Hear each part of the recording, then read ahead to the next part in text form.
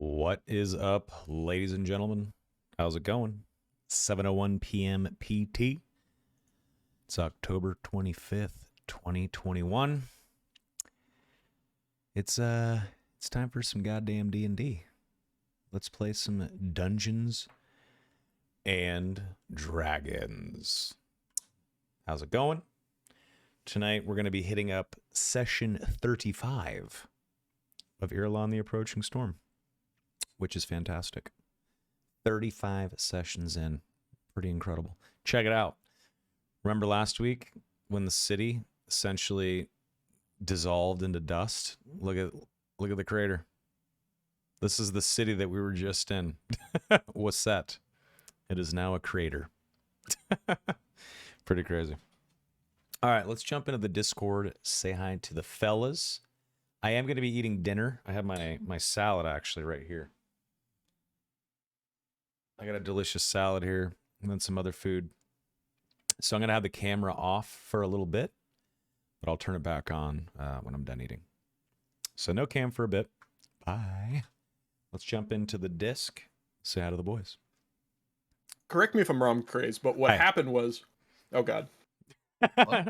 What's up? So we're talking about like... We're talking about the greatest con ever pulled in EVE Online or in gaming, period, where the guy infiltrated a corp, and then he became like a higher up, like an officer in the guild, and then they were in the middle of a big fight with the other corp that the guy was originally from, and he turned on them at the last minute and killed the guild leader and took the capital ship, and it was like the most mind-blowingly cool shit that's ever happened. That's pretty awesome. I like that. Yeah. Shit. We're just talking about emergent gameplay. Citizen. Yeah, in Star Citizen, like he was telling us about how they have like information buoys, dude. Yep. Comm buoys. The crazed intelligence agency, dude. The CIA. I'm dealing in information. Oh, I love it. The crazed intelligence. Happy Monday. It is D&D night. Fantastic. Donnie, good to have you back, sir. Hello. You missed a good session last week. Yes, I heard. Good is in Low-key. quotation marks. Yeah, I've been low-key mauling about dying all week, so... Yes, we did lose a couple of players. Well, a couple of characters, not players. Imagine if we just lost 2 players in real life. Just not 2 players are gone. Yeah, they're dead. Yep. No, just characters. But D&D.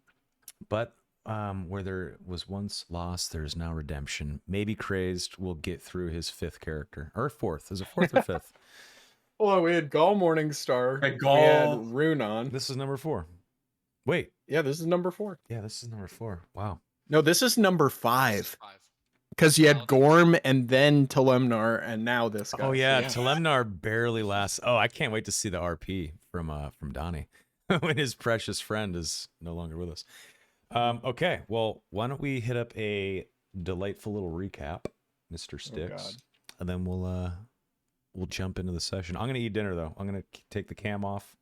I'm gonna be quiet at first, just because I'm trying to. He's gonna take his pants off and eat dinner. Okay. The pants are already off. Always. Who wears Man, pants? Giving a recap feels like it doesn't do justice to what happened last week. Holy shit.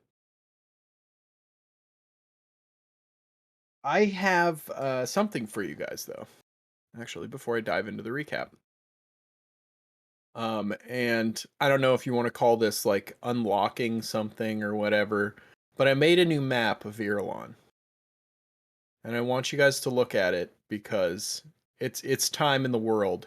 This is the map of... Actually, you know what? I will tell the recap first and then we'll go into the map. Okay. That's my final word. So, we were in the city of Wasset, which is... in the deserts. Was in the deserts. I'll get there. And they were trying to liberate the city from the undead forces of the necromancer, and they finally found out that most people were being held, and the last resistance of the city were being held in the arena of Wasset. I'm actually going to drag us to the city just so we can see it one last time. And so in the arena, they got, we were here. You guys found a way in. You talked to the resistance. It was like, yeah, we're hoarding all the people we can here. And you guys offered like, hey, we'll guide these people out of here. We'll take them to the harbor master's office. We'll get them on the last fishing boats. We'll get them the heck out. To which they agreed. And then when Aaron wanted to speak to the leader of the resistance, he and Shu and I think it was Telemnar. Or no. Who was it? Who went initially? So it was Kale, Telemnar, and Shu that went to speak to the leader, while Aaron, Bobbity, and that's right. Whoever else was like helping the people. Aaron and Bobby were helping people. Voss was guarding the harbor master's office. Yeah, as people were funneling waiting to receive the people, the refugees. Yeah. Yep. So what had happened was they went up to speak to the leader, and when they opened the door, they saw his silhouette slump over dead, and standing before them was Guldaur the Necromancer. It was like, hey guys, long time no see. Immediately, Kale charged him. Telemnar was like, okay, fuck this dude also, and charged him. And they both wound up being teleported to the center of the arena.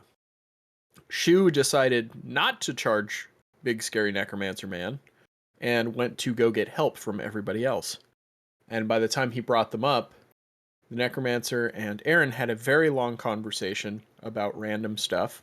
It was mostly big bad guy, evil monologuing. And then he sent the rest of the group down to the arena where they were going to fight his creatures for his amusement, as a way to test how strong his adversaries were. They survived the first round quite handily against 6 Angels of Decay. But then the second round came, and we had 2 Atropal Hulks, which is tough even on a long rest, let alone when you're drained. And we had a long fight between them. Aaron used some very good ingenuity and spells to trap one behind a wall of force, but it kept using its withering wail to exhaust the party while it was unable to physically attack them. It mentally drained them. And so they wanted to kill the one in the south as quickly as possible. And in the process, Grimfist was devoured, a la wood chipper, like Gorm. Our monk, our Antonio Banderas played monk, got eaten alive. And so he died. Telemnar then went up to the north after they killed the one Hulk, and then they went up to kill the other one. When it was set free, it came down, immediately saw Telemnar, attacked him, destroyed him, and ate him for dinner. And so we were down to, what is it, 3 of you left? It was just Aaron, Kale, and Bobbity who finished off the last, and Shu. Sorry, there were 4. That's right. Yep. And Shu. You were so good at hiding, I forgot you were there. Mm-hmm. And you finally killed this thing and brought it down. After which the Necromancer's like, you know what? You guys did not impress me. You guys actually suck. So much so that, you know what? I'm wiping the city off the planet. And started crumbling the city from within. Bobbity summoned his owls to airlift you the hell out of there. And pretty much everything up to the docks just became a giant fucking crater in the city. As the last of the refugees that could get out did get out. And I guess you guys were airlifted via owl somewhere outside of the city. And as you look back, there's just a crater next to, or a giant sinkhole, really, next to the river. Yeah, we airlifted out. The owls followed the river. Yeah. And then we noticed some boats of some survivors. We landed along the shore and have been waving them down. And Voss, who we were flying over, as we were flying over the harbor master office, an owl dove down and picked him up as well. Mm-hmm.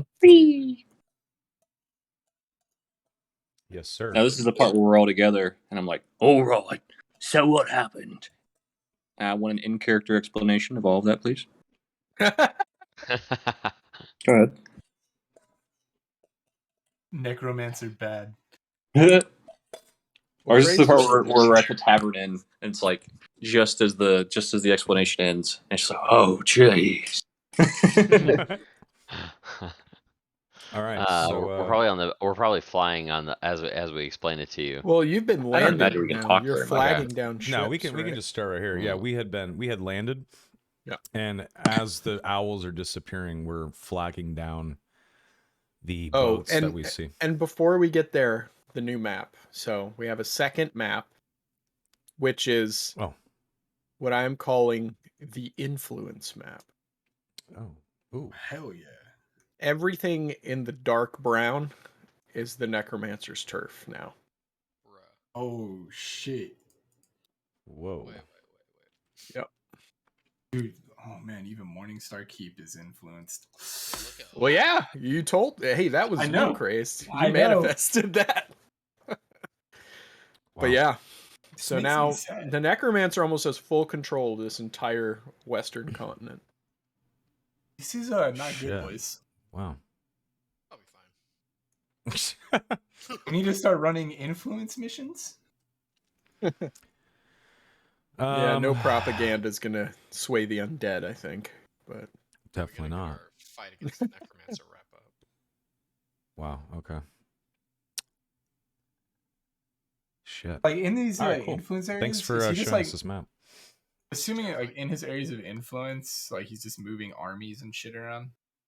Pretty much, it's anywhere where he either has a puppet government that answers to him, or has direct control over, or has conquered, or is no longer able to fight him or willing to fight him. So in Oakwood, we knew that was captured, right? Because that's that one city. Well, you knew it was in deep shit, and you helped them out, but the signs of influence were there. So that's why I'm marking that one as taken. Yeah, no, I was just curious because I remember we fought those like weird dudes. Yeah. That's right. Well, shit. All right. There you go. Well, I guess we should kick it off then. Actually, you know what? If you guys don't mind, before we do start, I finished my salad. I could just go throw my food on my plate, and then we can kick it off. Then I just need like a minute if you guys want to talk amongst yourselves. Yeah, that's fine. Yeah. All right, I'll be right back. Yeah, I will address a comment in the chat of Mick Angus saying I'm the George R. R. Martin of D&D DMs. I hope I'm not that long-winded with my characters, but I'll take it. Also, you come out with new content a lot more frequently. True. True. I will probably live to see the end of Irilon. Branching stuff. It's true.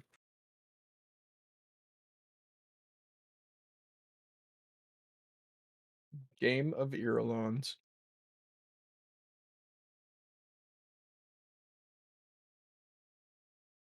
Yeah. So, so the Necromancer's got a lot of turf. He's fucking conquering more and more people with every day that goes on. Can I get a lore drop about Stonehelm? I don't know.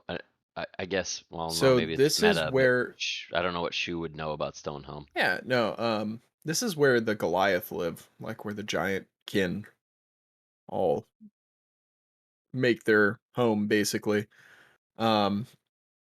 So they trade with Dragonfall a lot, but not with too many other people. But yeah, they're a very sort of like they worship like a pantheon of giants up in these like peaks over here. Sure. But yeah, there isn't too much else to note about them, I guess. I was gonna say, like, I mean, I don't know. Like, are you still using the same like history that we talked about when you first made the place? I think so. All right. It's actually really cool. We should try to learn that in game because it's pretty cool. Yeah. Well, I'm gonna have to relearn it out of game because I don't remember what I said. I remember, so I'll go over it with you can just remind me. I'm sure it was rad. I came up with a lot of cool ideas for this stuff. But yeah. I'm sure as soon as you start saying it, it'll be like, oh yeah, that thing. Dude, looking Yeah. for you guys. If we go to Stonehelm, I speak some giant. I mean, the point of going to Stonehelm would be interesting. We'll see where we'll see where the sea takes you. Ambitious of you, Craze, to think you'll make it to Stonehelm with this. I know, that's Dude, impressive. I'm shooting for the stars, dude. I'm hoping to last like 2 sessions this time. It's about average. Mm-hmm. Exactly, like Crazed is more of a guest character than Eric is at this point. Yeah, I know. I just can't seem to stay alive, dude. I keep wanting to play melee. Like, I was gonna make a wizard, but I'm like, dude, we already have too many casters in the party, and True. I was like, I want to save the wizard for like a time where it's like I'm one of like the few casters. There you go. Also, wizard. I love wizard, but it's I really so like Wizard. fucking mental gymnastics to play sometimes. Yeah, I mean, I like it. 'cause Prepping there's your a lot spell of, book every day, depending on what you're about to be doing, is fun, but it's also like, it can be annoying. I like it because it's like resource management. yep, exactly. You're either into it or you aren't. Yeah. I like sorcerer. If you just want to blast spells, is like hands down better. But I like the wizard because I like the idea of having to study magic instead of like innately knowing it.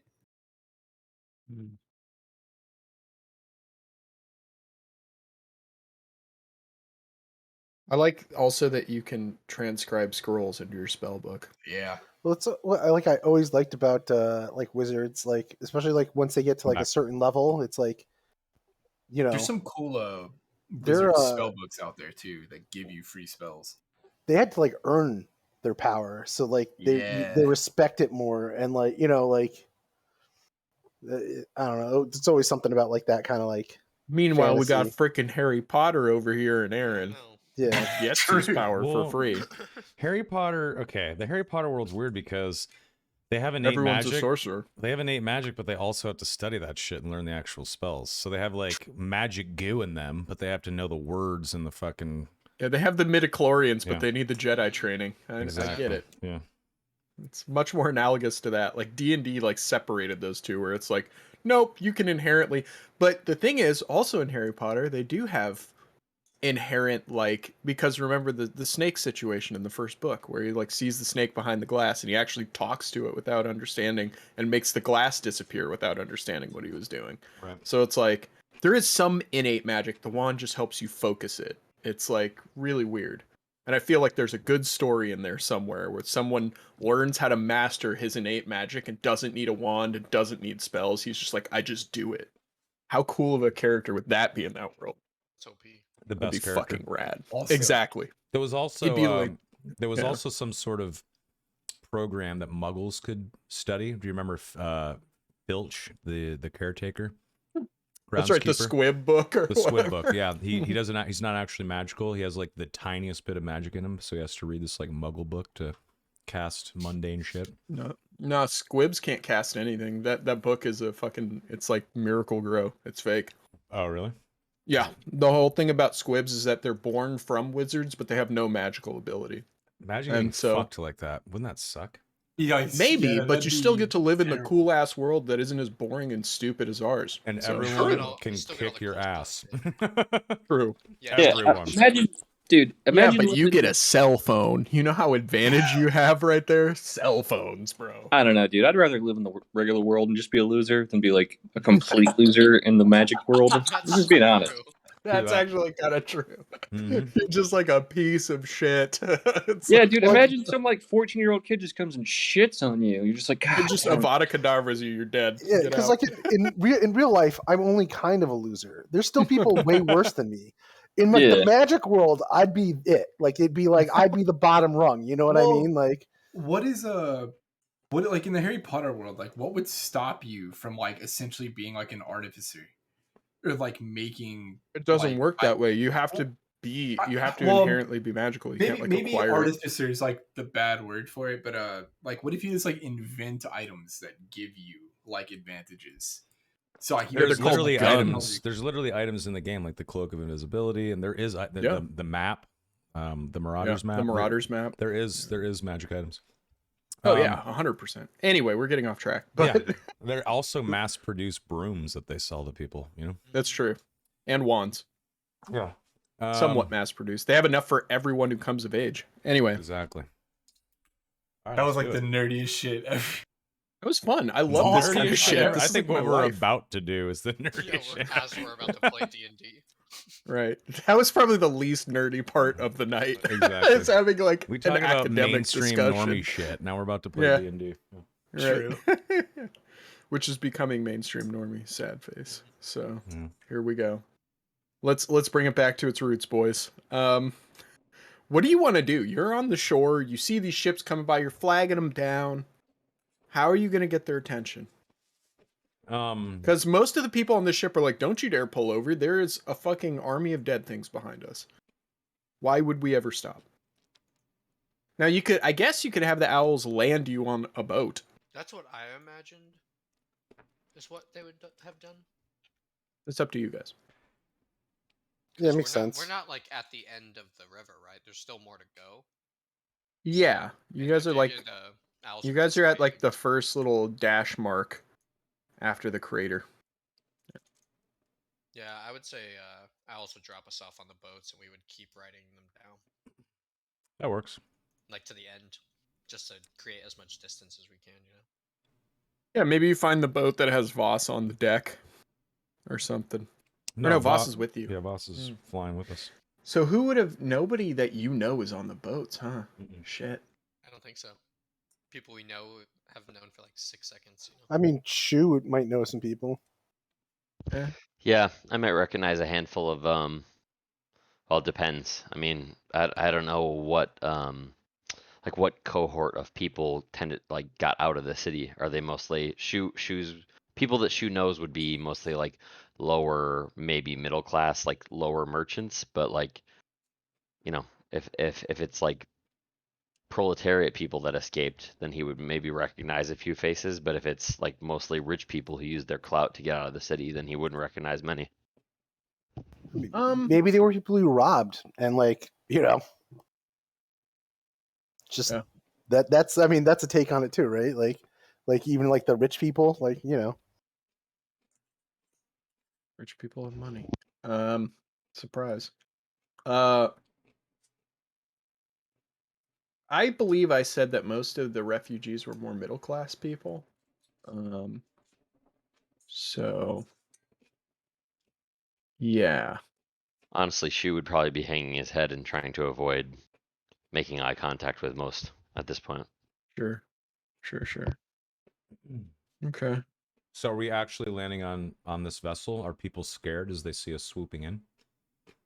I think they might be at first thinking that you're angels, but as you get closer, they see that it's large giant owls carrying the people that showed up at the arena.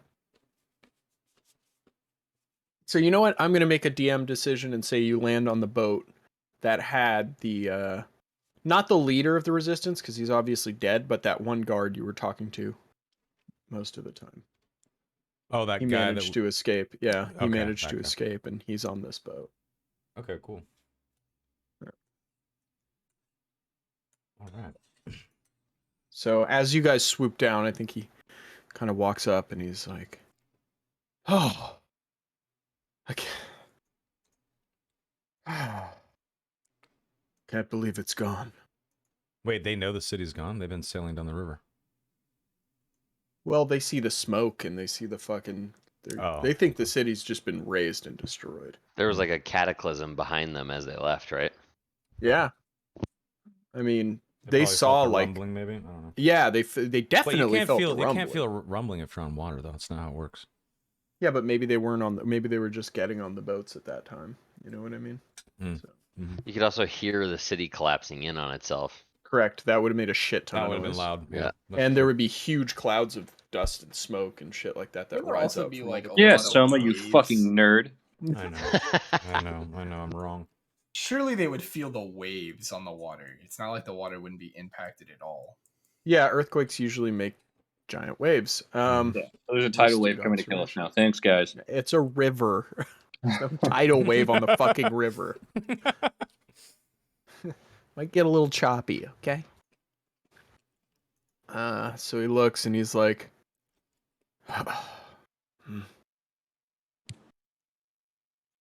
you guys were there when it happened. What did you see? What happened? We only felt the earth shaking as we were escaping and got on these vessels. Aaron looks at him and he says, the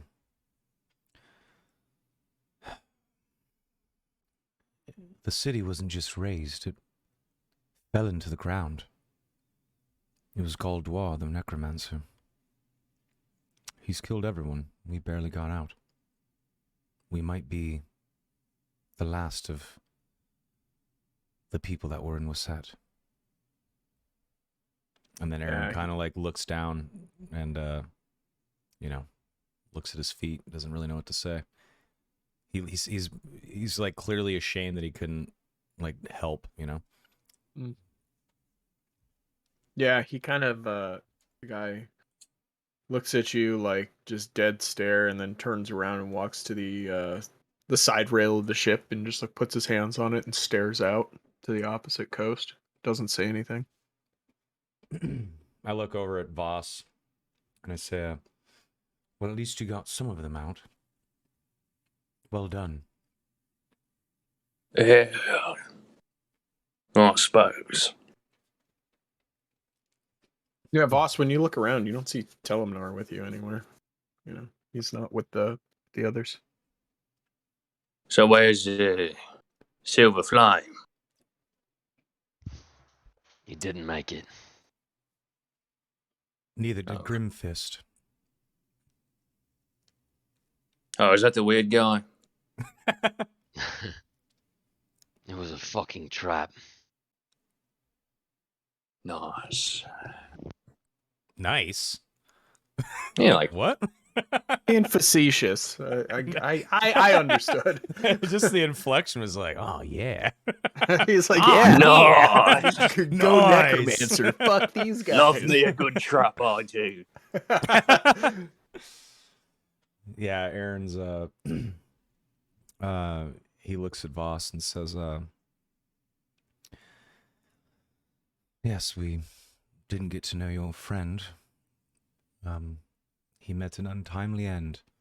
And then Aaron kind of like puts his head down again and walks away, and you see he kind of has tears coming out of his eyes as he's walking away. But he stays within earshot of the group, and he just kind of tries to find a space where he can be alone, I guess. You can't really be alone on a ship or a boat full of refugees, but he just wants to cry without being embarrassed about it. I presume it's pretty quiet on this boat, despite it being fairly fully loaded. Nobody is saying anything. Right. I'm sure a lot of people heard what we just said, and now there's probably like some murmurs as the words getting around, but yeah, but that's about it. Mm-hmm. So, I was there in the flesh, yeah? Someone else? Bobby, Kale? He was there. Oh. Where's this boat heading? I'll talk to the guard captain guy. He looks over and he says, as far as we can go, down to the lake. And we shall meet up with the road and head for Kem, which, as far as we know, is the only safe harbor left in these lands. Yeah, for now. Do we have any word you send to Kem? Any word in advance word? We will be the word to Kem. Okay. I am going to recommend that the Lord of Kem and Queen Neferkari, if she still exists, get the hell out of here. Abandon this place. We cannot stand against this tide. It's probably a good move. We heard that once the elves were exiled, maybe too the Genasi and their people shall need a new home. He kind of stares out to the other shore again. Hey, where is it? Golden Dragonborn village. Plenty of, not enough beds, but a few, I suppose. All right. All right, I'm done eating. Sorry about that. I gotta get that down. Okay, you're fired. You little fat piggy. The only thing that matters here is that we kill the motherfucker. How do we do that? How the fuck hasn't anyone figured out how to kill him? Well, it's not like no one's been trying. Well, not been trying, I should say. Aaron walks back to the group. He looks at everyone and he sets his bag down in the middle and he pulls out the bottle. Ooh. And he says, he's like, looks like he's been crying and his, snot's in his nose. And he's like, we have one more. Should we? Should we what? What is that? My last wish. Wish, like a fucking genie. Aaron gives him Yes. a nod. Shoot, roll me Exactly. a history check. Just because you're Genasi. This is a racial history check. Gotcha. Hold on 1 second. Oh, weird. It's a The dice a is time- rolling in slow motion. oh. It's at times like this I miss the lore skill in the Lord of the Rings game. It's more appropriate. Not great. Yeah, so you've just been raised as a street rat. You don't know anything about the history of your people, really. You're just Yes, kind of at all. Yeah. Yeah. That's fine. So question stands. Yeah, look at the group. Objection overruled. The first Sorry. person I look at is Bobbity. Yeah, 'Cause he's staring wise. at you. Because Bobbity is the one that made him feel the worst about accidentally killing a palace full of innocent people with his first wish. What did you have in mind, Aaron? Well, that we wish for Goldoir to meet Atropos in space, but on the farthest reaches of space, far away from here. I don't know. I don't know if we should use the last wish, but I don't know if we're going to be powerful enough to defeat Goldoir. And then he kind of just like looks defeated, and he just stares at the bottle. And then he looks up at Kale and he says, "Brother, what do we do?" Die like everyone else? I don't know. Oh my god. Kale just goes That's to not the, an option. Come on. Kale just goes to like the rail of the ship and looks over at the river. Whenever you do that, Aaron yells at you, and he's like, "Giving up that easy," and he like just yells, screams at you. He's like letting out some rage. He's finally venting, and he vents directly at his brother. He says, "Big help." Just yelling as Kale walks to the side of the ship. Maybe even alarming some of the people on the boat because Aaron's getting emotional. And Kale just shakes his head, pulls out like a bottle, and starts drinking. I think Voss will step between them. All right. Listen. There's a way to hurt the necromancer. Maybe not directly, but there's a way to hurt him. You wonder why they call me Blightsbane? Anybody ever question that? Come to think of it, no, none of you ever have. No. Yeah. I haven't had the luxury to think about such things like that. Figured it was some braggadocious bullshit like you've all been on since I met you. Braggadocious? That's fine, I suppose. Look, it is a silly name, but I have it for a reason. Okay. About, well, any of you ever heard of the siege of Shadowport? Aaron shakes his head no. Definitely. You might. I mean, I think Aaron might. Aaron, you spent all your time reading books by yourself. Would did I you know? Not? Yeah, I You would would know. For Yes, sure. you for sure would know. Sure, The siege okay. of I'll take it. Shadowport. The siege of Shadowport was the only time that the elves of Lon Tiernan actually struck back against the necromancer in an attempt to get what he stole from them back, which was their old lands. It was neither a victory nor a defeat. It was rather a stalemate for both armies. And since then, the elves have never again openly struck out against the forces of Stratoport. Yeah, in that case, Aaron nods his head yes. What about it? Well, Siege of Shadowport didn't go so well. Point being, we're in shambles. I was there. Necromancer's navy's running off. There was this place called Starfall, a little skipping point, the way that they attacked the Eastern Kingdoms. We were all in disarray, but I saw the moment and gathered what forces we could and attacked Starfall, burned it to the ground. That's why you never heard of it. And that's why the Necromancer hasn't attacked the Eastern Kingdoms, at least in full force, for, say, 700 years or so. So, point being, he does hurt. There is a way to at least slow him down. So don't do this fucking nonsense, all right? Take your moment, be sad, get over yourselves. Aaron says, I'm trying to figure something out. The fuck do you think I'm doing with this stupid bottle? And he like grabs it and almost like chucks it in the water. He's so mad, but he just holds on to the handle and puts it back in his bag. And he says, maybe we should just take this fucking boat all the way to Shadowport then. Aaron's like adrenalized right now. He's like angry. He's never really been like this before. He's like mad at Kale. He's just pissed in general. This is like not a normal. Sure, Aaron not Anders. normal for Aaron. Go ahead, right to Shadowport.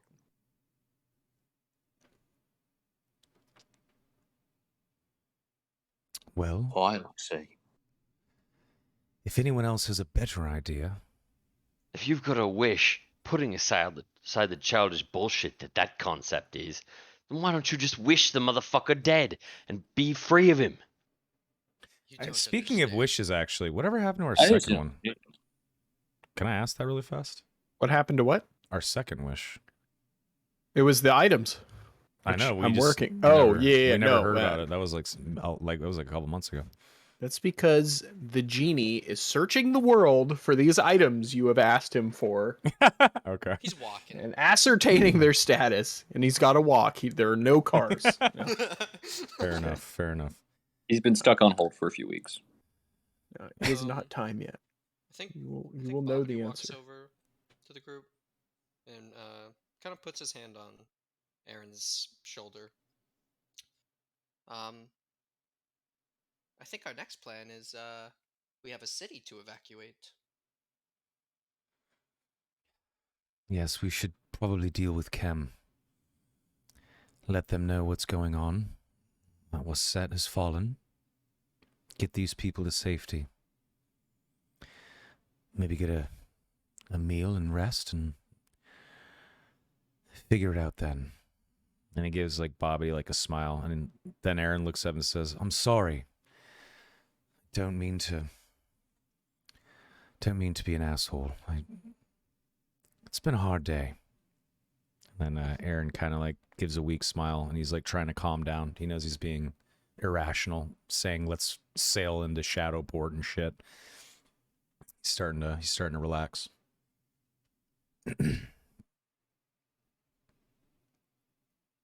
Yeah, the guard captain guy turns around and he's like, I wouldn't sail you to Shadowport even if you asked. I know, my friend, I know. I doubt we'll ever be going to Shadowport. Should tell Chem what has happened and that they can expect their city to be next. For why would the necromancer stop there? Aaron gives him a nod. Do you know how long until we get to the southern portion of the lake? Well, we should be there by tomorrow. Aaron gives him a nod and says, We need to rest. If we're attacked, we need to be ready to fight, and, well, we're not in any shape to be fighting. Not after our losses. And Aaron, like, kind of takes out his water skin and, like, takes a long draught. His lips are, like, dry and chapped from the hot desert sun, and, not drinking anything, and he, essentially slams down an entire skin. Shoe's already climbing towards the crow's nest. Yeah, Aaron looks at the guard captain and says, do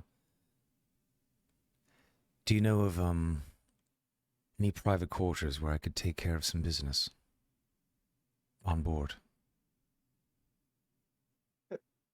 He looks at you funny. No, I'm kidding. Yeah, says, Aaron needs to beat off. Yeah. Exactly. Yeah, you been a can't hard beat day. off in private on a ship. That's not how it works. That's the worst part about joining the Navy. Hold on one second. Crystal needs to talk to me. No problem. Pause. Selma, did you wash the dishes? I'm gonna spank you. Bisha took a huge watery shit on the living room carpet, and it's on you to clean it up, bitch. It's your turn. It's everywhere. Did you do your homework? It's seeping into the floorboards. Oh god.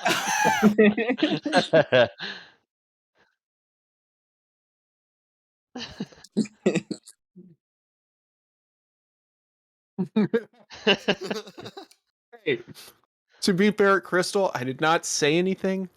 That was not me. I didn't say nothing.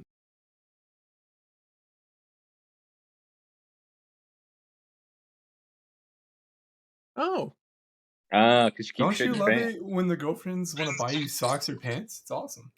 it's the best. What a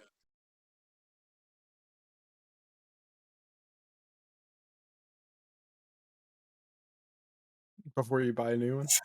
Yeah. Well, for me, you know what? My mom is such a family-oriented mom person that even though I'm like 35, she will ask me if I need new clothes. Yeah, I'm like, same. I'm like, oh, that's fucking adorable, mom. Like, I can buy my own socks. Thank you. So My funny. girlfriend gets mad at me because I will wear socks until there's like a hole literally splitting them in half to the point Yeah, you I can't even have put them friends on like that. anymore. I'm like, what are you doing? You're fine.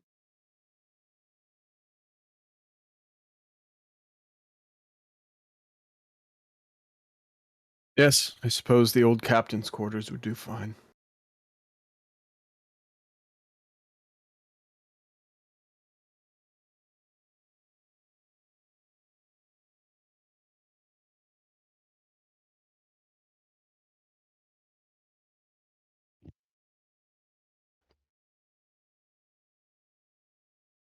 Shoe's hunkering down for a rest right now, so he's, yeah, by all means. Yeah. No, all you. Yep, you're good. You may have the spotlight, sir.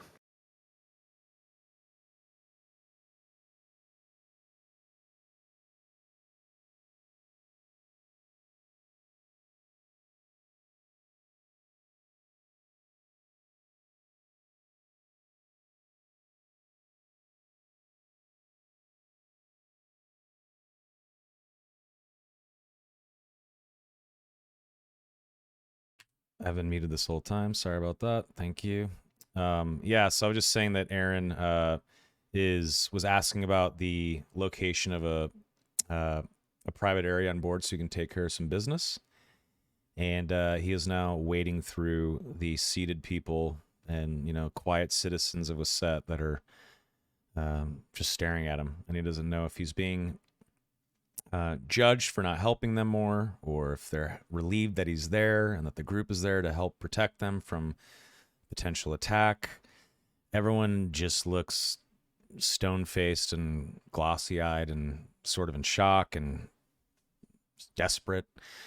And as he's walking across the ship, he finally gets to sort of a stairway, I guess you could say, that leads toward It's actually maybe Sticks. Would you say that the ship is like how many decks are we talking about here? I'm trying to think about like when I arrive at the stairs, or because he's walking toward the back of the ship.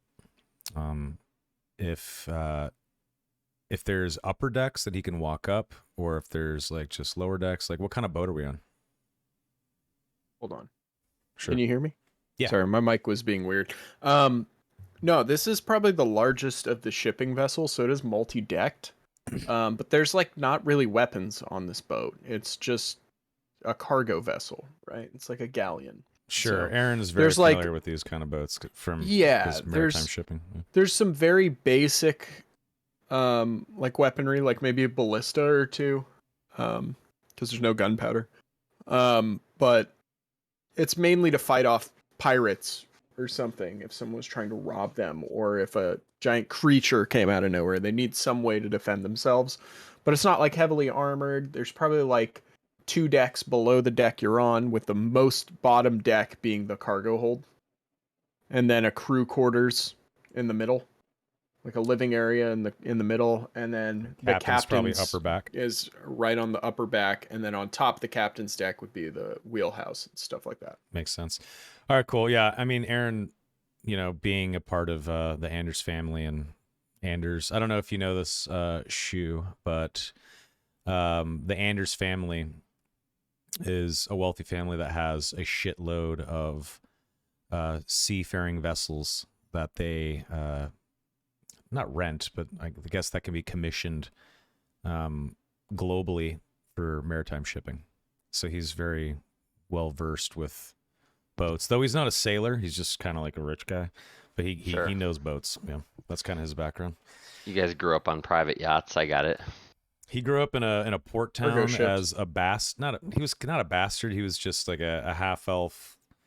So he was raised with a human family. He has an elf mom, and his dad died, I don't know, like a long time ago, because Aaron is a half elf and he's been alive for a long time.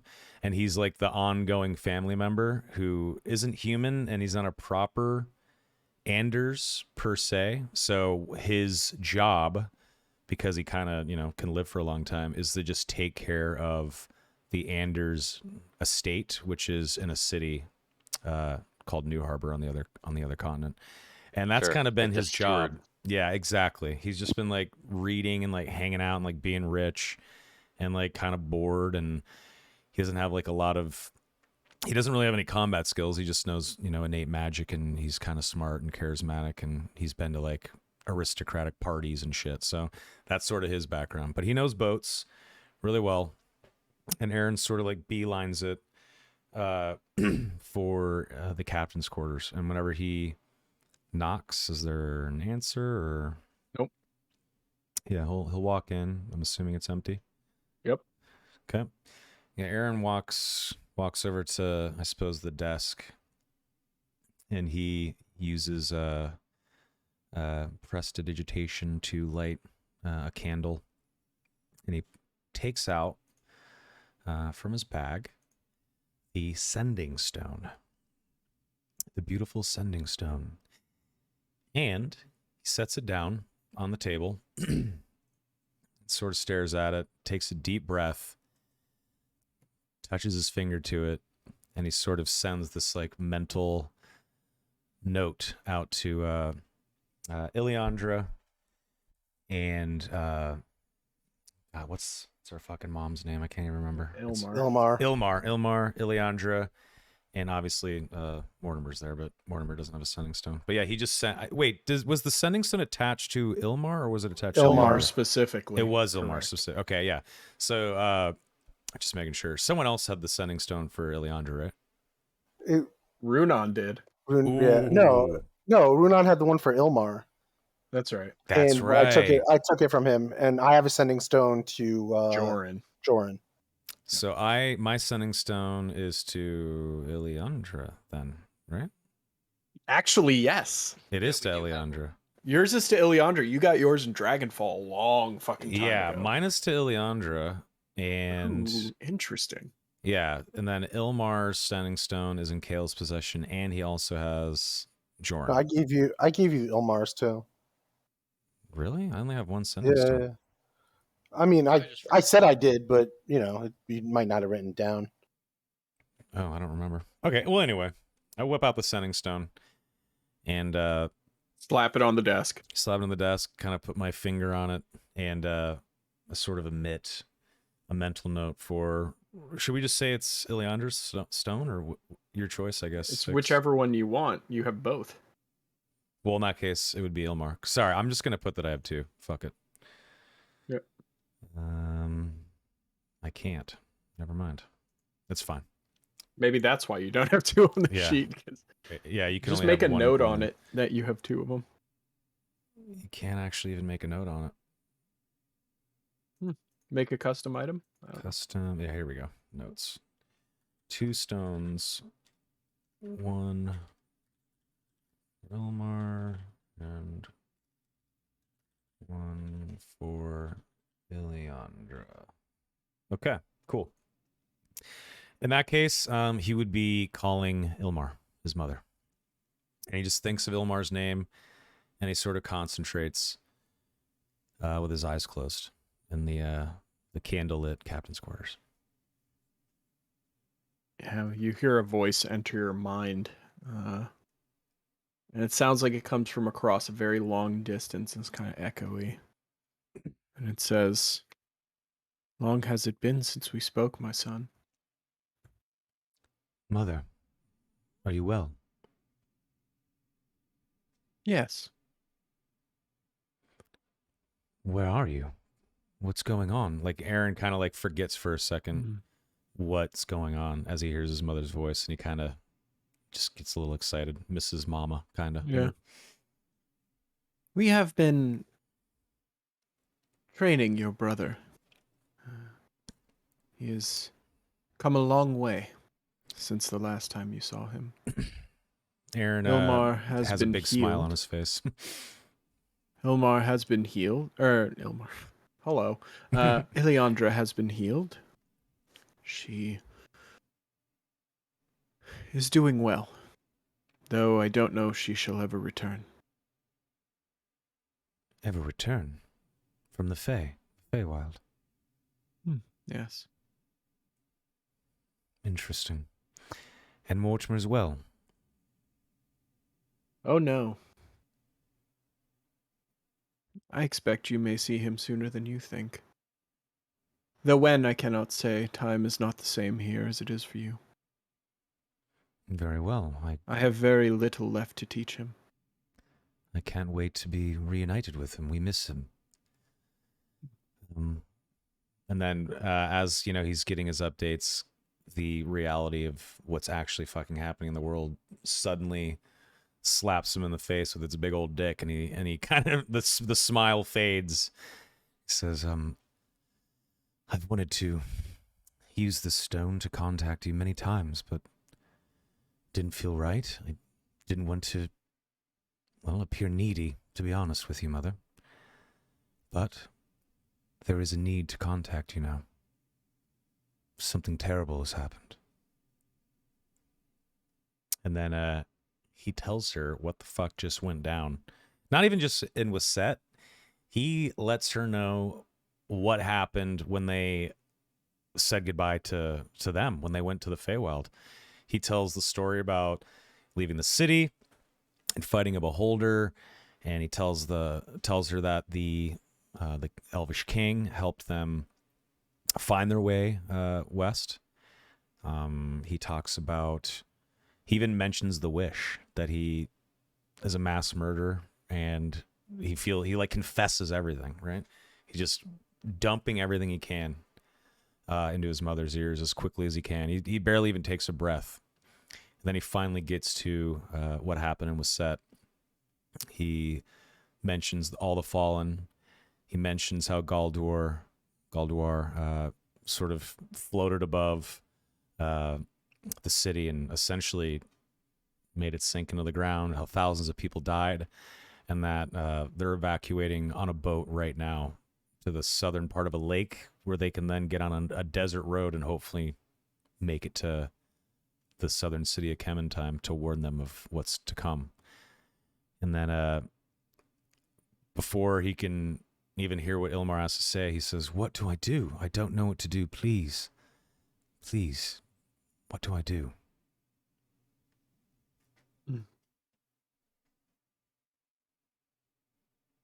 There's like a long pause. She's kind of considering everything you've told her. Yeah. I mean, really, she's kind of like, goddamn, that's a lot. But It's been how long since we left?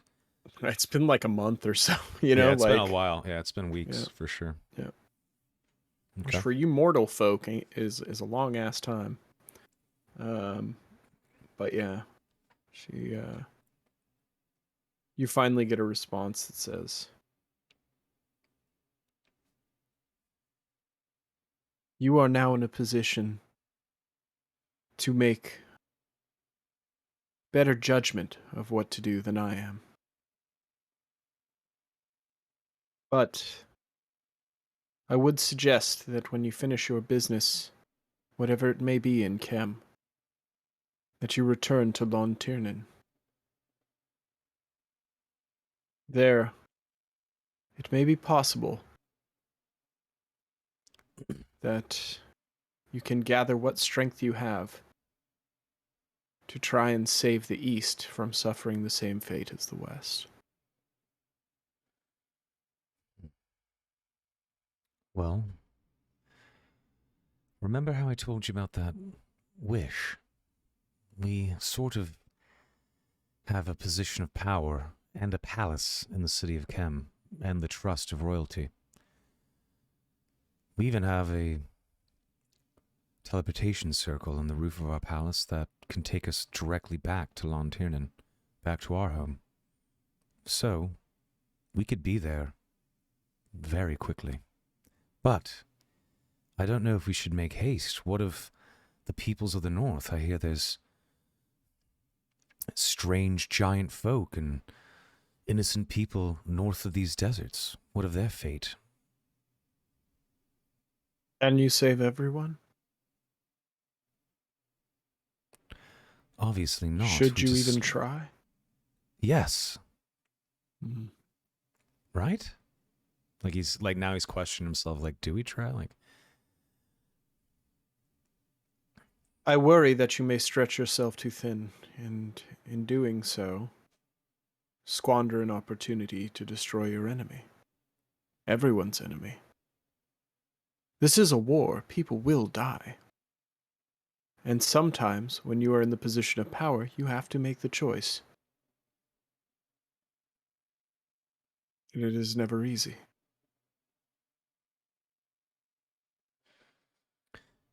Aaron kind of thinks on Y'all it. forgot how much of a pragmatic bitch this woman is. Yeah, Aaron sort of, he thinks it over and he says, "You're far more wise than I. You're right. I just watched thousands of people die before my very eyes. And I was powerless to help. But if you're saying there's a way to at least save our people," and when he says our people, Aaron's like, almost says your people. Right. But he says our. And he says, "We'll return then. We'll warn the people of Kem. We'll try to get them to evacuate.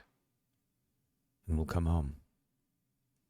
Is there anything, once we're there, that will be helpful?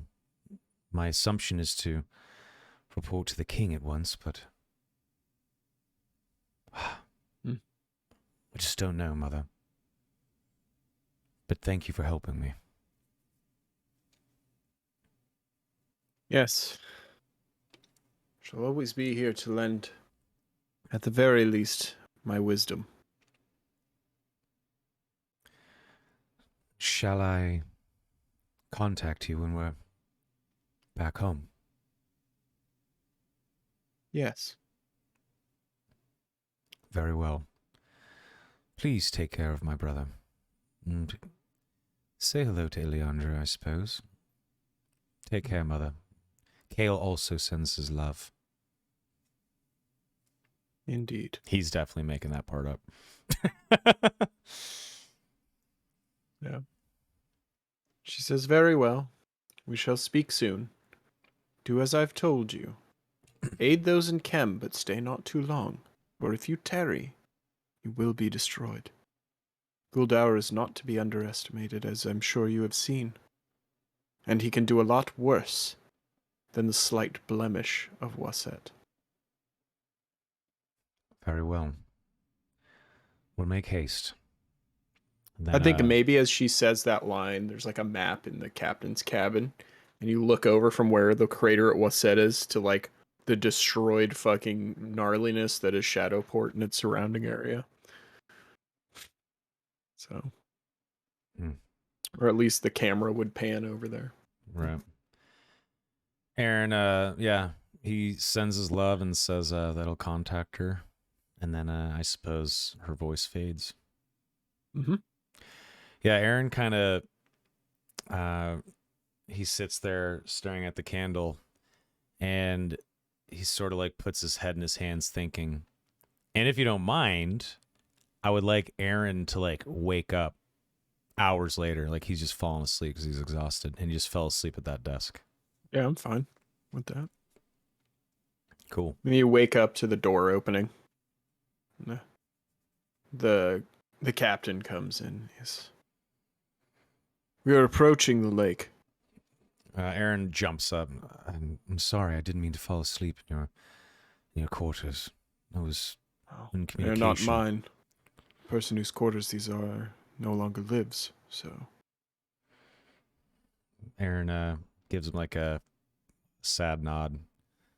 Very well. Well, thank you for the message. And sort of gathers himself and heads up, or heads out of the cabin and down the stairs to the top deck, looking for the party. I don't know how many hours it's been. It's probably been like, you probably passed out. It was probably like early evening when you made the call, and you just slept the whole night through. Oh, so we got long rest then? Yeah, sure. All right, I'll take it. Probably the long rest button excitedly. Hell yeah. Probably a shitty long rest because he was sitting literally at a desk with his head on his hands, but I'll take it. Yeah, but you did that for like 12 hours, so you're like, yeah. That's good, yeah. Okay, now I need to roll for my charges.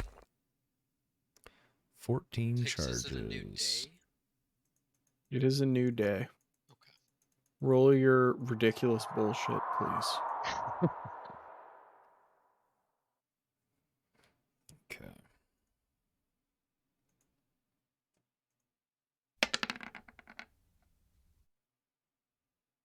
Shu, being the working class asshole that he is, or underclass asshole that he is, spent all of the evening that he wasn't sleeping making friends with the rougher members of the crew.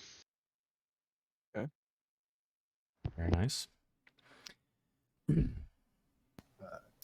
Kale, Praise dying.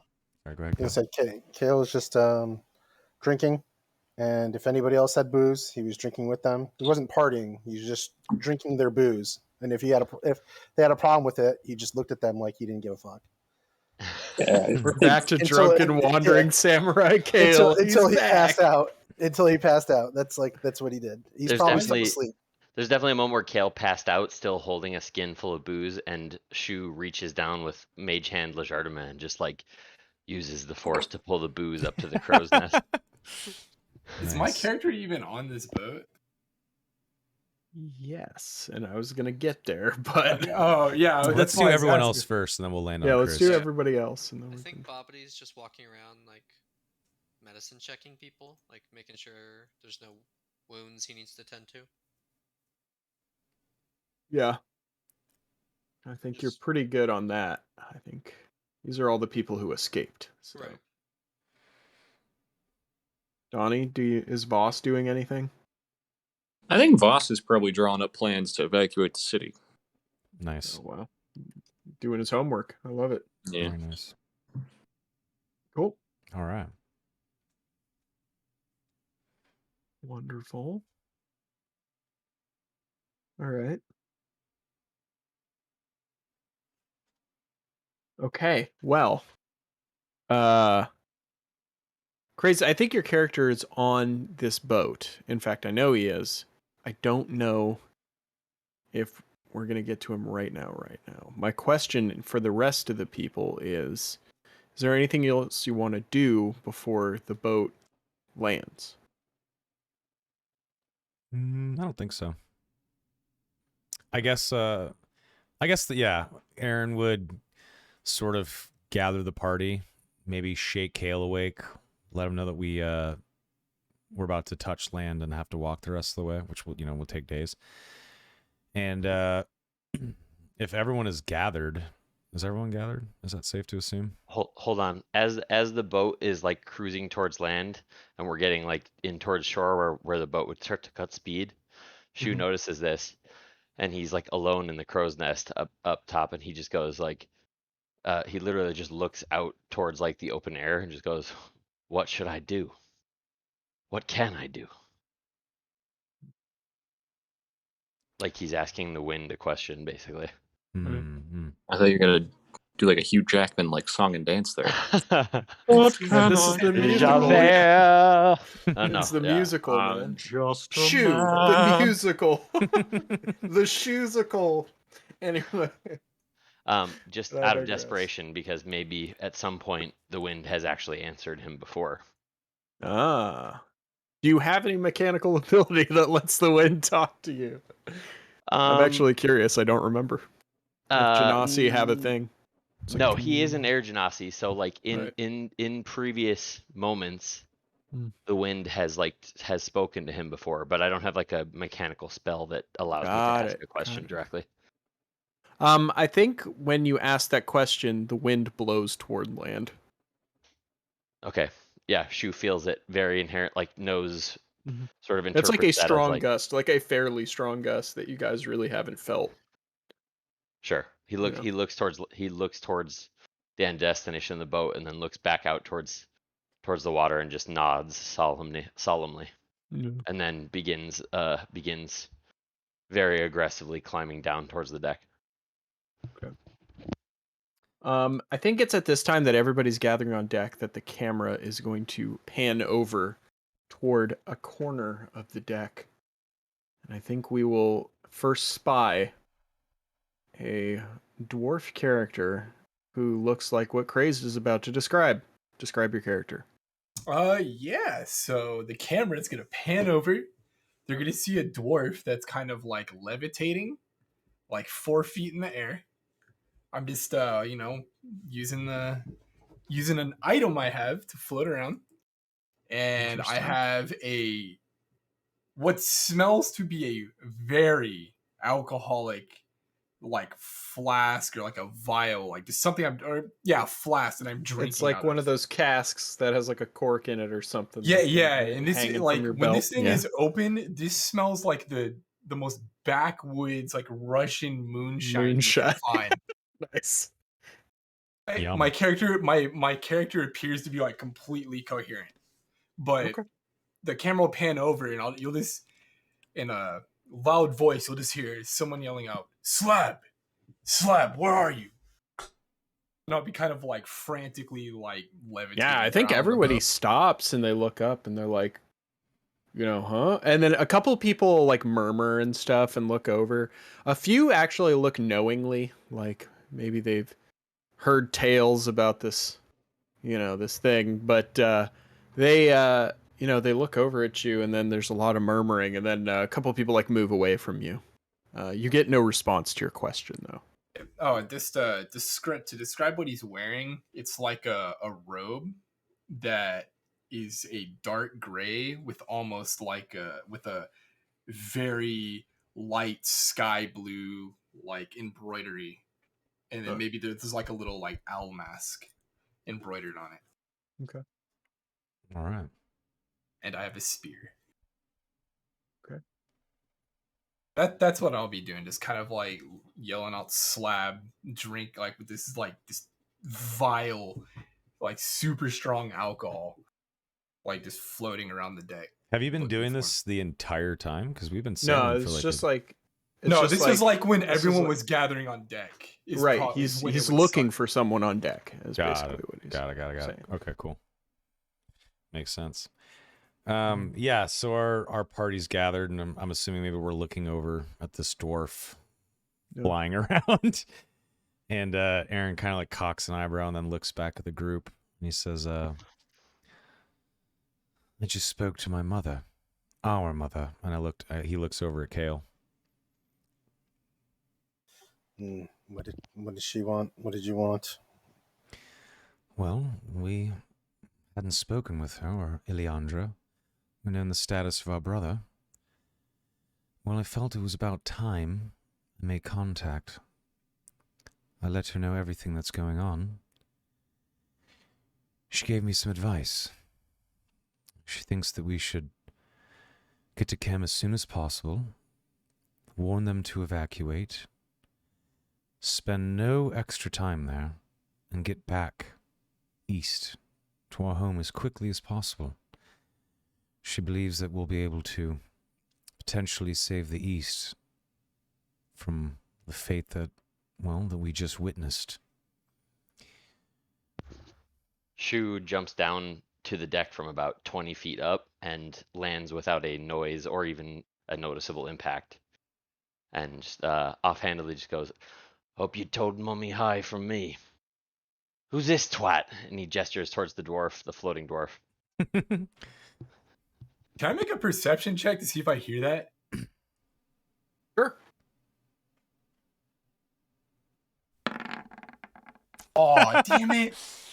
Nah, you're too busy. Like, you're frantically looking around for your missing compadre. So you do not hear you just hear like lots of voices. There are tons of people talking on deck right now. Maybe in this moment it gets like a little like louder and a little more frantic. Okay. So yeah, the dwarf starts more frantically calling for someone. It sounds as though he's looking for someone. So Kale looks at Shu and says, "Probably lost somebody. Probably looking for them. And you call them a twat. So kind of you." Sick him, big boy. Figure out what he needs. Shut him the fuck up. Oh my god. Aaron looks at him, he's like, "Shu, you need to relax. People have just died. He's clearly has lost someone." And then Aaron turns, looks at the dwarf, and I use the message cantrip, and I say, "Friend, calm down. Why don't you," and then he kind of says, "float over to me." And then maybe Crazed is like looking around, and then Aaron kind of gives him a wave as he mentally is speaking to him. Yeah, I probably like wouldn't calm down, but yeah, I would like you'd see me like float over there. How tall are you, by the way? I think Aaron is like 6 feet. Yeah, 6 Okay, feet tall. yeah, okay, because I'm like 4'2", so like I'll like float over there and then like float up a little higher to make eye contact with you. Do you float everywhere to compensate for something?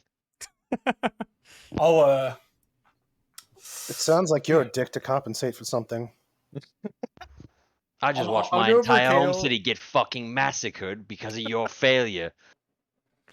Whenever We were the only ones there. You ingrate. whenever he Maybe you says should your take it up with failure, your queen. when he says your failure, Aaron's head snaps, and he says, "I'd say it's your failure. It's your fucking city, isn't it? That's your This is people where- that died.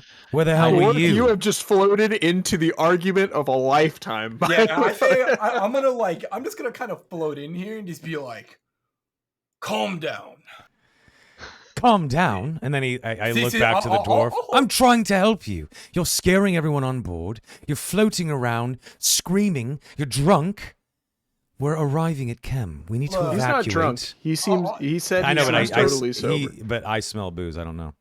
Oh, I just okay. smell- I just smell It's strong probably booze. like an unfathomable amount Yeah, of booze. I imagine it probably reeks bad. So I'm just like, you It smell like obviously a drunk. diesel engine Yeah. or something. Yeah, Boy. it probably reeks really bad. Shorty, He's if you're gonna piss everyone off and roll in here Shorty. smelling like a How fucking tall- gasoline, you might as well give me a drink of whatever you've got.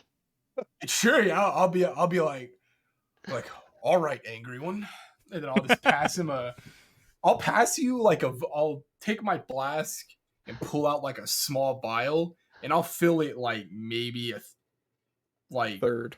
a third of the way up, and I'm like, here you go. And I just kind of watch him.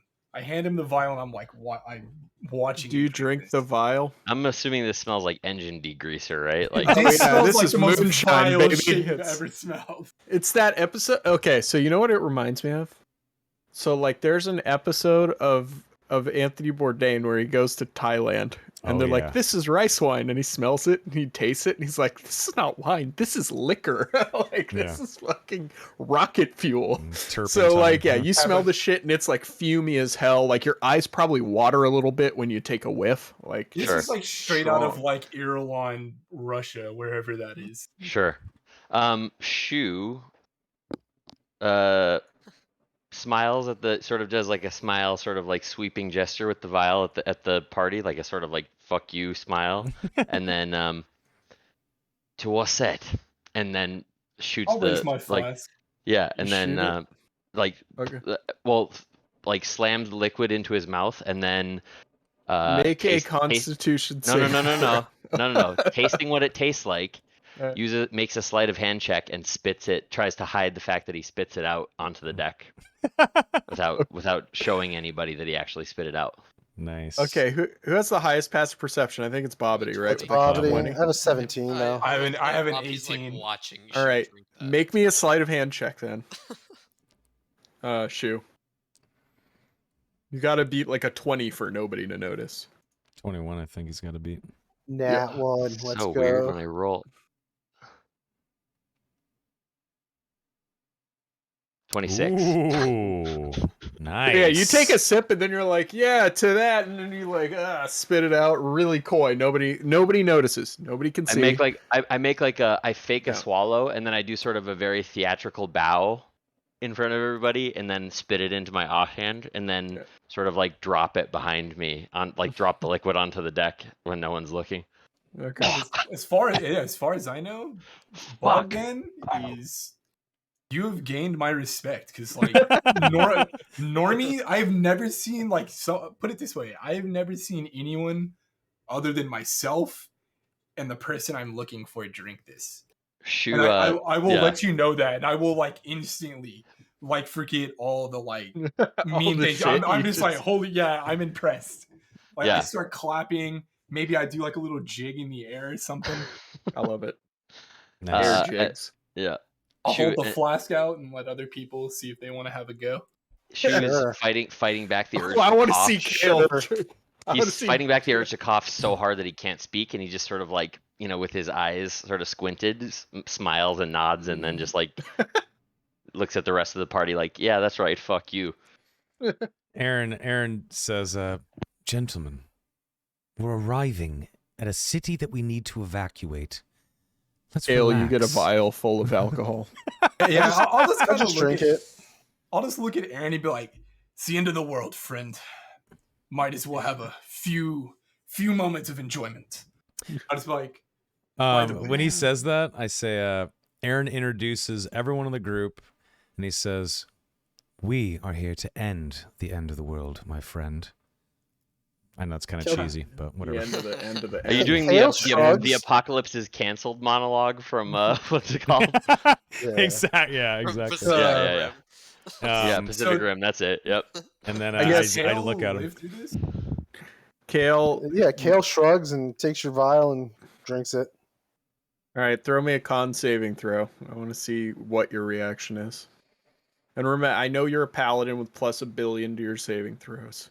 I mean, not just that, but I rolled a crit. Oh, wow. Yeah, Kale literally shoots this thing, looks up at you, and then hands the vial back. Like, how do you do it? Like, you make no reaction. How badass do you want it to look? No, like, it's Kale on just you. Kale just drinks and says, "Pretty good." It reminds me of the mountain dwarfs.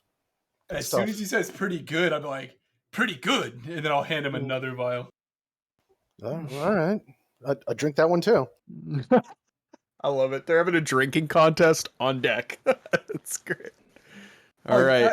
as this is I'm going not going to on- make you roll again. Like clearly Alright. your constitution is Yeah. up to it. You just keep like knocking these things back. I mean, yeah, you're starting to get hammered, but like Do you introduce yourself to us, by the way? Though? Yeah, that's what I was saying. Like, Okay. Yeah. while this is kind of going on, it's like, by the way, you can call me Bogdan Silverbeard, and if I could find the bastard, my brother Slab should be around here somewhere. So you could identify him because he's even uglier than I am. Well, you're the only dwarf we've seen, but we'll keep an eye out for you, Bobbity brother. looks pissed in a corner. Oh, sorry. Well, besides Bobbity, I you're the know, only just other joking. dwarf on board. But And He's yeah, soon. when you, I guess when you say that, I'll be like, "Are you sure?" And I'll kind of like frantically like be spinning around in the air and yell out "Slab." Yeah, and like somewhere. in Dwarvish, I start yelling out "slab," like along with him. As long as he's handing me vials of booze, I'm looking for his brother. Yeah, as far as I'm concerned, like Shu and Kale are Slab and Bogdan's like new best friends.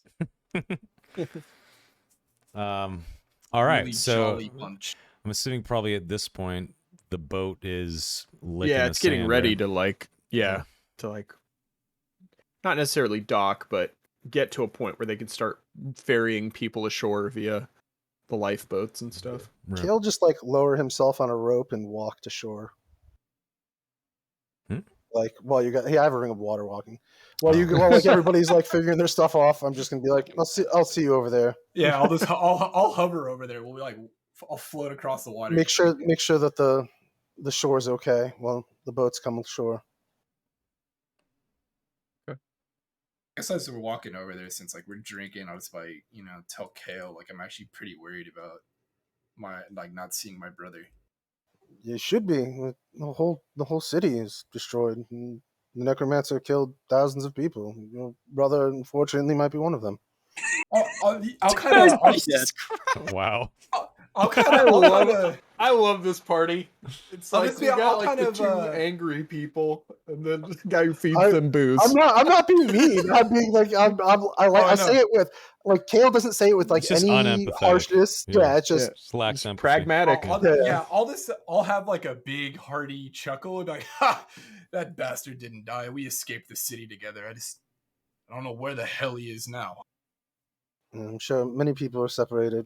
Perhaps they'll find their way to Kem. Like, I'm a little worried. He's not the brightest with directions, but hopefully I'll keep my eye out for him. I'll just kind of ask like, where are you lot heading off to? Well, Kem, I'm going to tell them, that the necromancer is unstoppable and going to destroy the world, and we might as well go and drink ourselves to death in the Elven City while it happens. I'll again. I'll pour some more. Yeah, yes. I have to say, the more I drink, the more I like it. Yes, it is it's an acquired taste. I'm surprised. acquiring it slowly. I'll just be like, I have to say I'm utterly shocked. I've never seen a human or the air boy over there, the angry wind. I've never seen any wind. I've never seen anyone handle this as well as you Now I guys have a new title. Excellent. Well, I call me. am part the Angry elf, so I feel like that works against me. But somehow I've handled it. You pull the Legolas line. I think I feel a slight tingle in my fingers. Oh my god. I'll just be like, the boys back home will never believe that you two have handled this. Man, I've got to find a way to get a message to them. They'll be impressed. They'll want to meet you. Well, we can settle that once we're in Kem. I know someone that can send messages long distance. It's kind of you have like Raven Queen stuff on you, right? Oh yeah, I'm like super decked out in Raven Queen stuff. Yeah, I'll probably pick up on that and be like, you're from Barrowton, are you? Yes, yeah, I'm a Helkin. Be like, ooh. I'll be like impressed. I wouldn't know where that. Oh yeah, you. Yeah, if you you're know from about that. Barrowton, you know I'll that. just- sense. Yeah. I'll be like, yes, I trained on the Shrouded Isle. Oh really? Yeah, that's what I'm calling like the Misty Isle thing. And I think Yeah, that's fine. I think we said it was Mistra. or was it No, it's Lyra. Lyra. Lyra? Yeah. Okay, yeah. So I Yes. was like, you'll know all that. Yes, my friend Verona actually trained there. Maybe, I don't know what you people do. You all wear masks when you go there, so maybe you don't know her. I'll be like, I'll kind of laugh like some of us. I'm not speaking about myself, but some of us might forget our mask from time to time. Yes. Well, pretty elf. Very good at sneaking around and shooting things. When did she train there? About a year ago. I could probably roll a history check. Oh wait, is Yeah, it be Lyria? intelligence to remember something. Just a Okay. flat intelligence. Yeah. This is great. I only have +1. It goes with the drinking. You almost So rolled close a to that 20. Yeah. Yeah. Yeah, I mean, a lot of people came through that temple, and honestly, I can say this because it's not part of your group, but she was not there for a very long time. Like, she went there and just was becoming an initiate by the time, and stuff like that, and then left to go on a big grand quest. So it's possible that you were training either after she left or before she got there. So you do It's not probably recognize before. her. Right. I'm like a middle-aged dwarf, so probably like around 150 years. Yeah, so it's probably before she even arrived that you trained there. Let's say I don't recall her, but it might be the booze. Yes, it's good for making you forget things. It's why I keep drinking it. Is there a? It's like, have we made it to shore by this time? I'm assuming. Because if we have, Yes. I Yeah, might try to go yeah. help. I might go try to help the dock hands, like move some Get stuff the around. first ships in. Yeah. I've only got like 9 strength, so it's like I'll try. This is why you have to fly everywhere. You're not even strong enough to walk. You're like Professor X. You just hover around everywhere. As soon as I get on shore, I would walk because it's like again, I only No, I have like know. 4 hours of that, but Just I thought it was messing great with you. RP. Yeah, I mean, I help out. I'm looking around, make sure that it's safe. There's nothing crazy over here. Yeah, I think Bobity's wild shaped into an owl and flying around in the air, making sure everything's cool. Yeah, I would. Aaron would jump in a boat. He would just try to get to shore. He's trying to get to Chem as soon as possible, and I'm assuming it's going to take how many days? 4 days. Couple walk? more days on the road. Yeah, at least 3 days, I think. Right? How many? Yeah. How many grids a day? 4. 24 miles a day, right? 6 miles a hex. Yeah. It's 5 if you guys move quickly. Yeah, we'll have to move quickly then. It's going to be, I think, 3 days. It's like Yeah. 2.5 if you move as fast as you can. Are there already people over on the shore? Yeah. All right. I mean, what do these people do when they just see like a dude flying and another one just walking across the water? I mean, some of them, first of all, they just saw a city just get disintegrated. So Yeah. I don't know if magic really, I mean, they might be mistrustful of you, if anything, and be like trying to be like, yo, you'd offer them help, and they're like, nah, I'm good, man. It's yeah, I'm good. Yeah. I just say okay, and I just continue to like I'll dunk my head into the water. Chris, can you And, change your name on Roll 20? You still Oh, have yeah. time more. That's right. Uploaded like the symbol for Lyra. It's actually not an owl mask. It's a fucking triangle with a swirl in it. So Correct. Yeah, but the people that the priests and like the people that like practice on that island wore owl masks. Okay, well, yeah, I guess like when not on the island, like you'll see this tattoo like on my forehead, like a third eye kind of thing. Nice. Yeah, and also Craze, change your name and roll 20. Rest in peace, Elfman. As Aaron starts to get off the boat, Shu throws his hood up over his head and just sort of takes up a shadowing position. He's basically going to follow Aaron as a sort of silent bodyguard.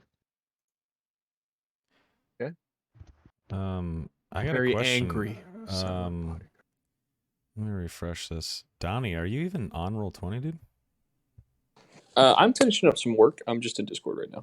Oh, okay. Gotcha. That's fine. Okay. Dix. Yes. Could we cut down? I mean, okay. First, is the party like? Are we escorting these people? So I was gonna say, could we cut time down by using owls and dashing They got a lot of spell slots we could use for those. I mean, you're with the refugee party. Okay, yeah, I was wondering if we were escorting them or not. Yeah, so I guess technically yes. Okay. Yeah, I don't think Aaron would leave them. I think Aaron would probably, even though he knows they're in a hurry, that everyone's in a hurry. Yeah, he would. That's just my mindset, is trying to get to Kim as fast as possible. Right. Give them a heads up.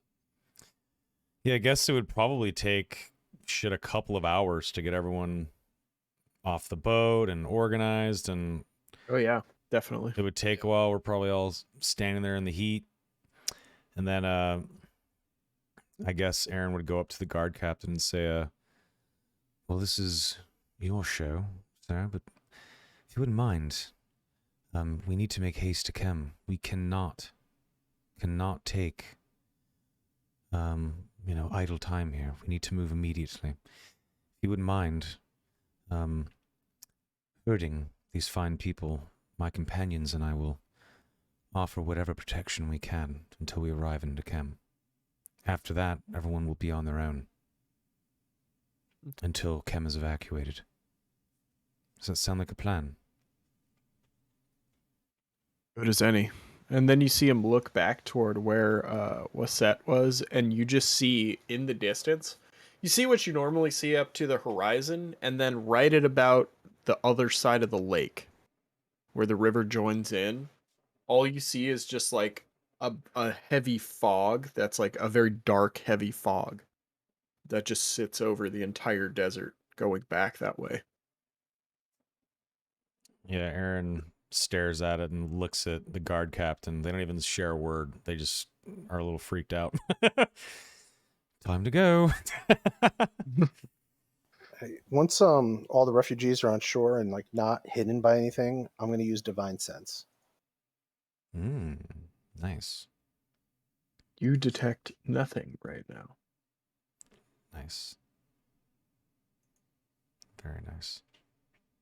Oop. All right. With that, I guess we would start our 2-3 day journey back. And I guess we're not really rushing because we have 200 people with us. Yeah, you have hundreds of people with you. So you're moving as fast as you can, but I'm probably going to say that you can only probably do the 4 squares, and that's getting everybody to move. Yeah, quickly. before we leave, I'll probably, or actually I haven't even been invited yet. So as you guys are leaving, I'll kind of wish you guys, hey, safe journeys, all that fun stuff. Wait, what do you And mean? You're not walking with us to Kem? You haven't invited me.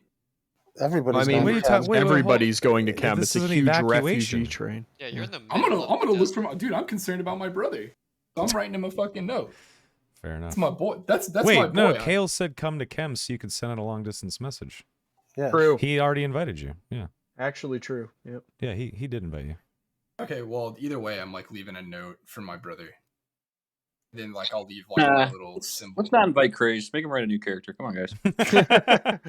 No, but seriously, you're gonna write him a note and leave him a paper note in a desert. I just want you to. Wherever There's not a building, dude. We're standing on sand. What is this? Whatever this staging point is, there's if there's dock hands and Literal shit, right? There's sand. not dock hands. It's the sand. side of a lake. It's just sand. You're on the There's no shore of the buildings. lake. There's no civilization around. Yeah. Is there a rock? Surely there's evidence of people being here. There'd be evidence of people being here after. Just take an empty bottle. Put your note in the bottle. Throw the bottle in the Yeah, I'm just lake. gonna stick it somewhere on a rock or something. Okay, I will let you do this, but I'm also going to explain to you how deserts work. If you put anything in a desert, even a tent, and wait 12 hours, it will be under sand. Okay, that's fine. But this is an act of desperation. Fair enough. Yeah, you can do whatever you want. I'm just telling you that the odds of it actually working are not. Yeah, very high. that's fine. I'm just saying it's still an act of desperation. It's not I'm not just gonna callously walk off. Oh, my brother's dead. See you guys. Have fun. All right. Word. Okay, fair enough. I feel that. All right, you can take some time to do that and continue with the group if you want. Yeah, I guess if they've technically invited me, then I'll just be walking along. Yeah, Kale definitely invited you. Yep. All right, Sticks. We start marching. All right, you guys begin the 3.5-day journey to Kem on the road. Thankfully, most of the danger has already been dealt with by you guys. In the Yuan T, right? So, having eliminated that threat, you guys don't really have too much to worry about, other than keeping people hydrated and fed on this long journey. So I think the thing that takes the longest is just making sure that these several hundred people are not dropping off like flies in the desert. I mean, after all, you saved them from a city. To only have them die at the hands of the desert would be rather unfortunate. So, yeah. Is there anything specific anybody's doing on the trip itself? Yeah, as To maybe make as the trip easier or whatever?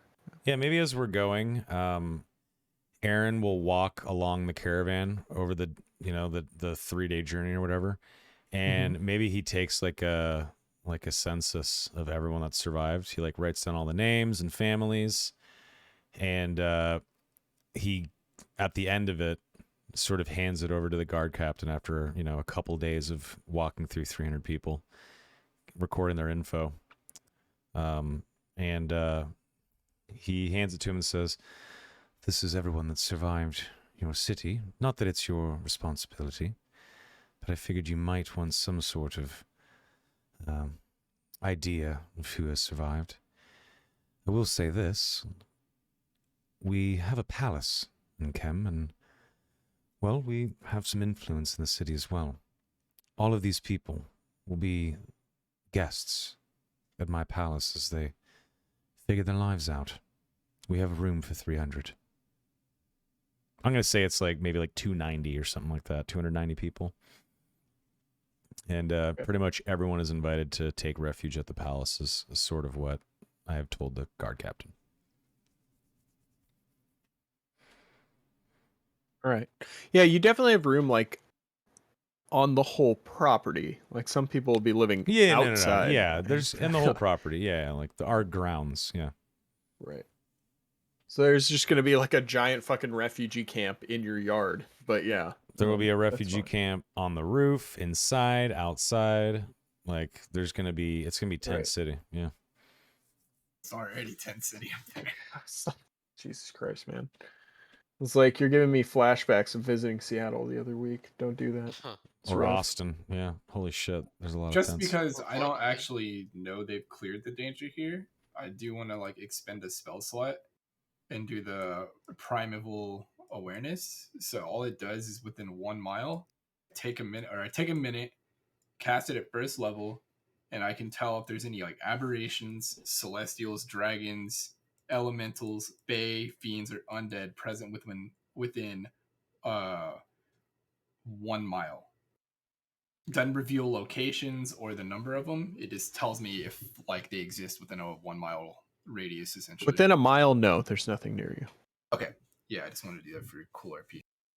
I think Bobbity's gonna be like his wild shape lasts for 4 hours, so 4 hours a day he's gonna be in owl shape, like flying around, scouting out the surrounding area.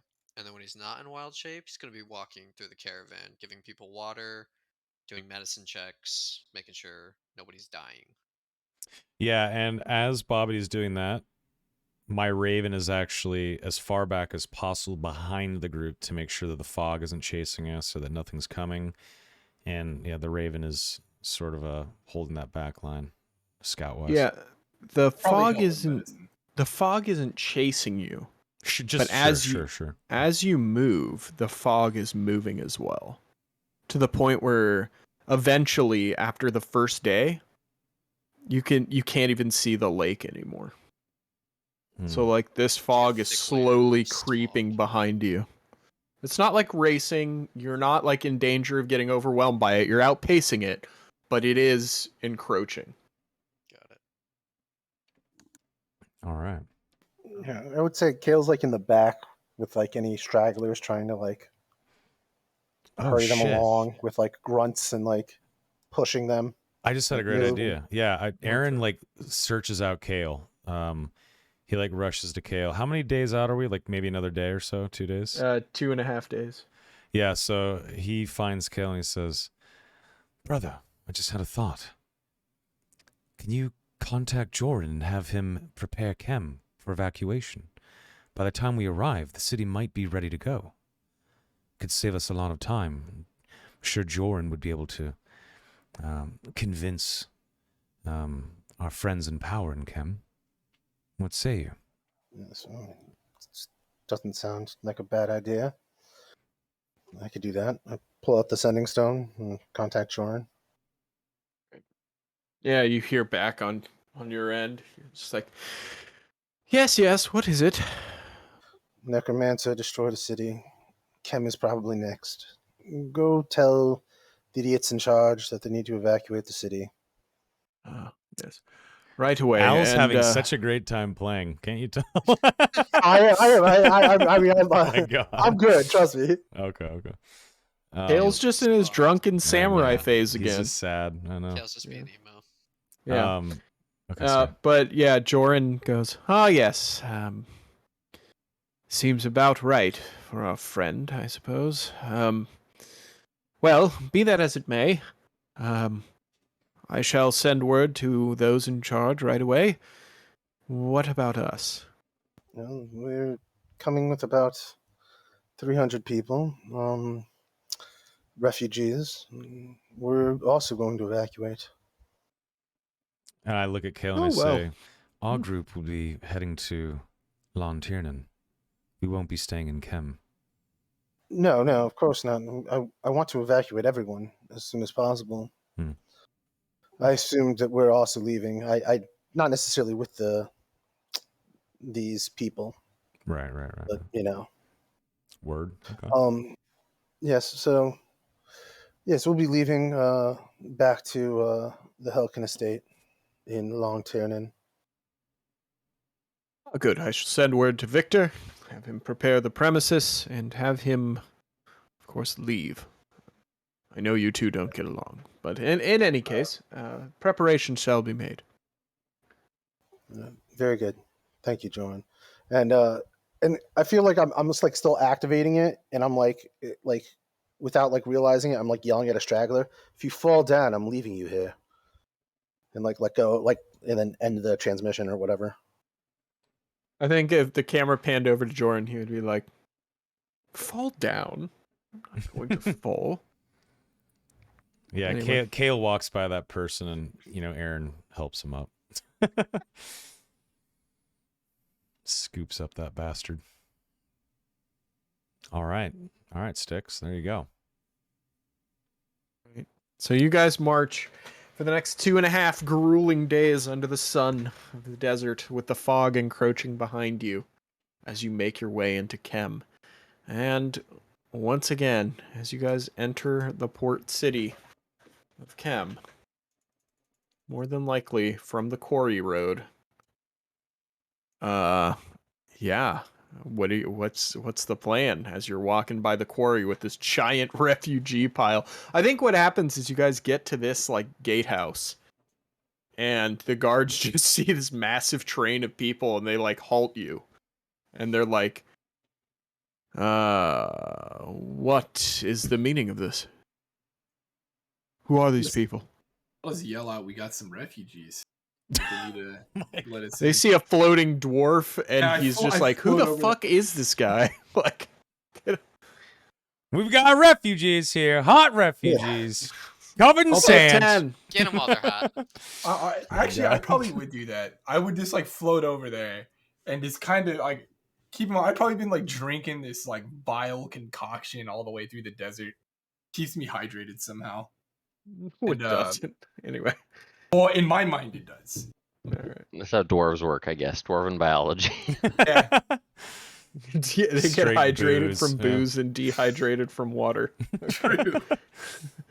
All right. Yeah, Aaron steps up and like pats what's your name? Bogdan. Bogdan.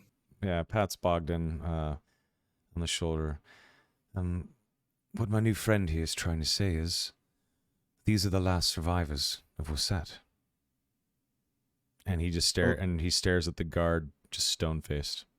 The last survivors. Well, you say that like Waset isn't around anymore. What are you talking about? I'll stare at the guard and be like, well, it isn't around, so why don't you let us in there? He gazes at you warily and kind of ignores you. I'll hold out the flask like, why don't you let us in? What'd you say, Bobbity? Sorry, Bobbity was trying to say something too. Oh, sorry. I said Bobbity would interject and say the only survivors. Yeah. Kale, This is above my pay grade. At the stop of the column or whatever, Kale will be working his way up there. Why aren't we in the city? And why am I not drinking?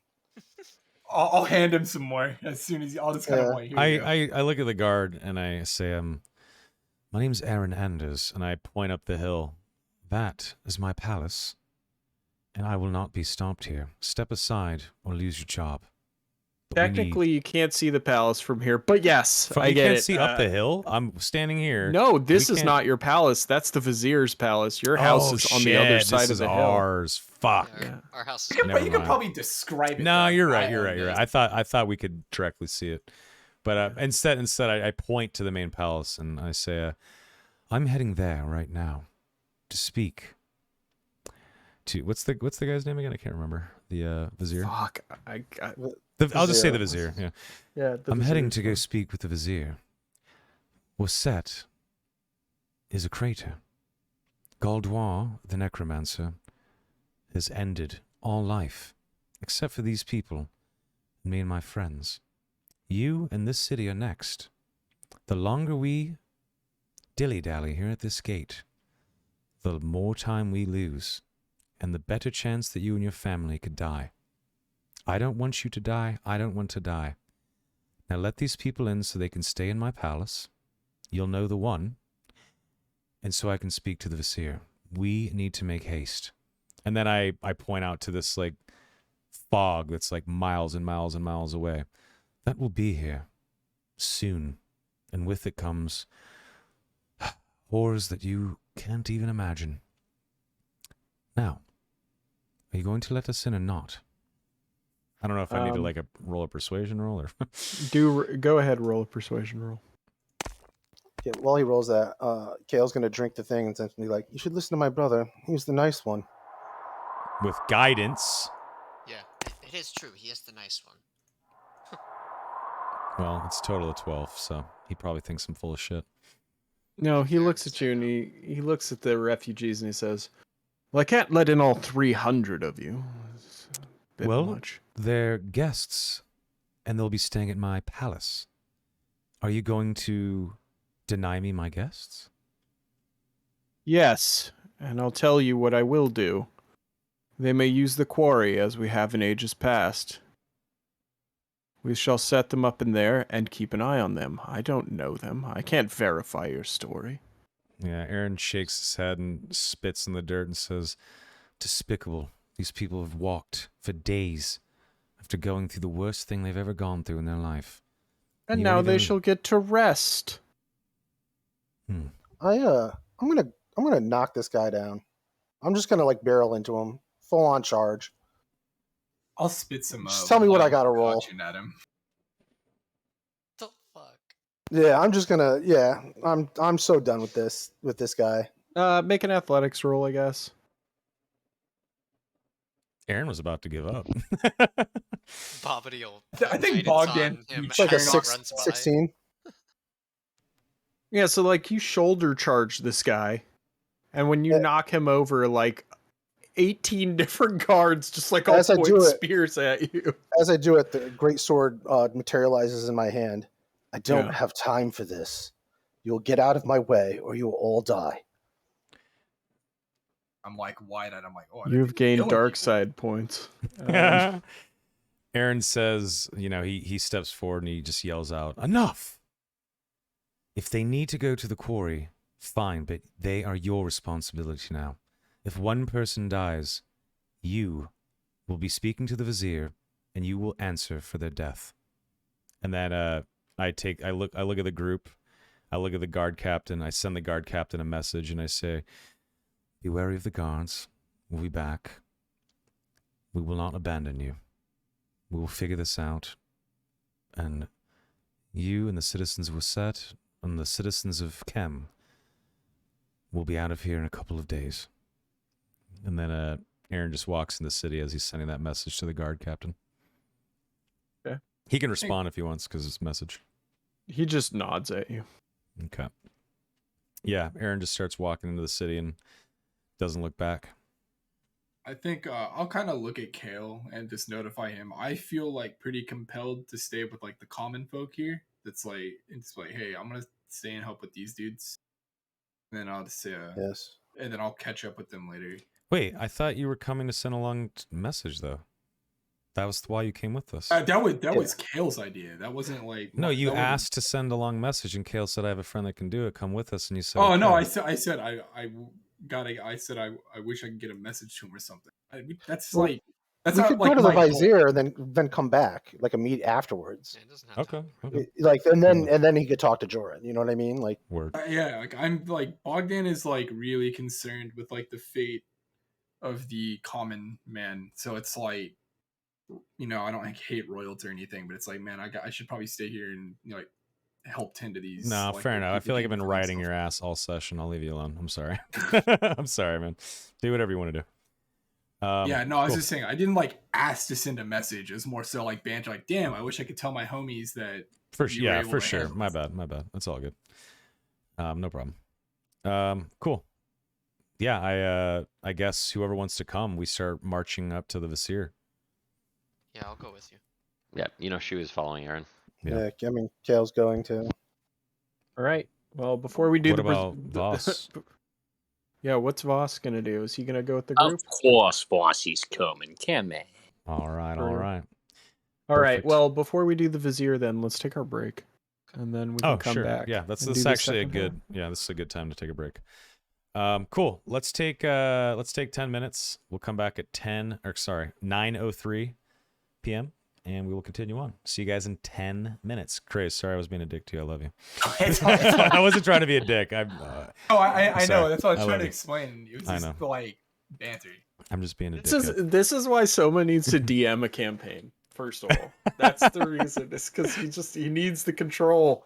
No, I feel I the just same need to way when I'm a relax. player. I'm just being a douchebag. I'm trying to quit weed, so I'm like hardcore on edge right now too.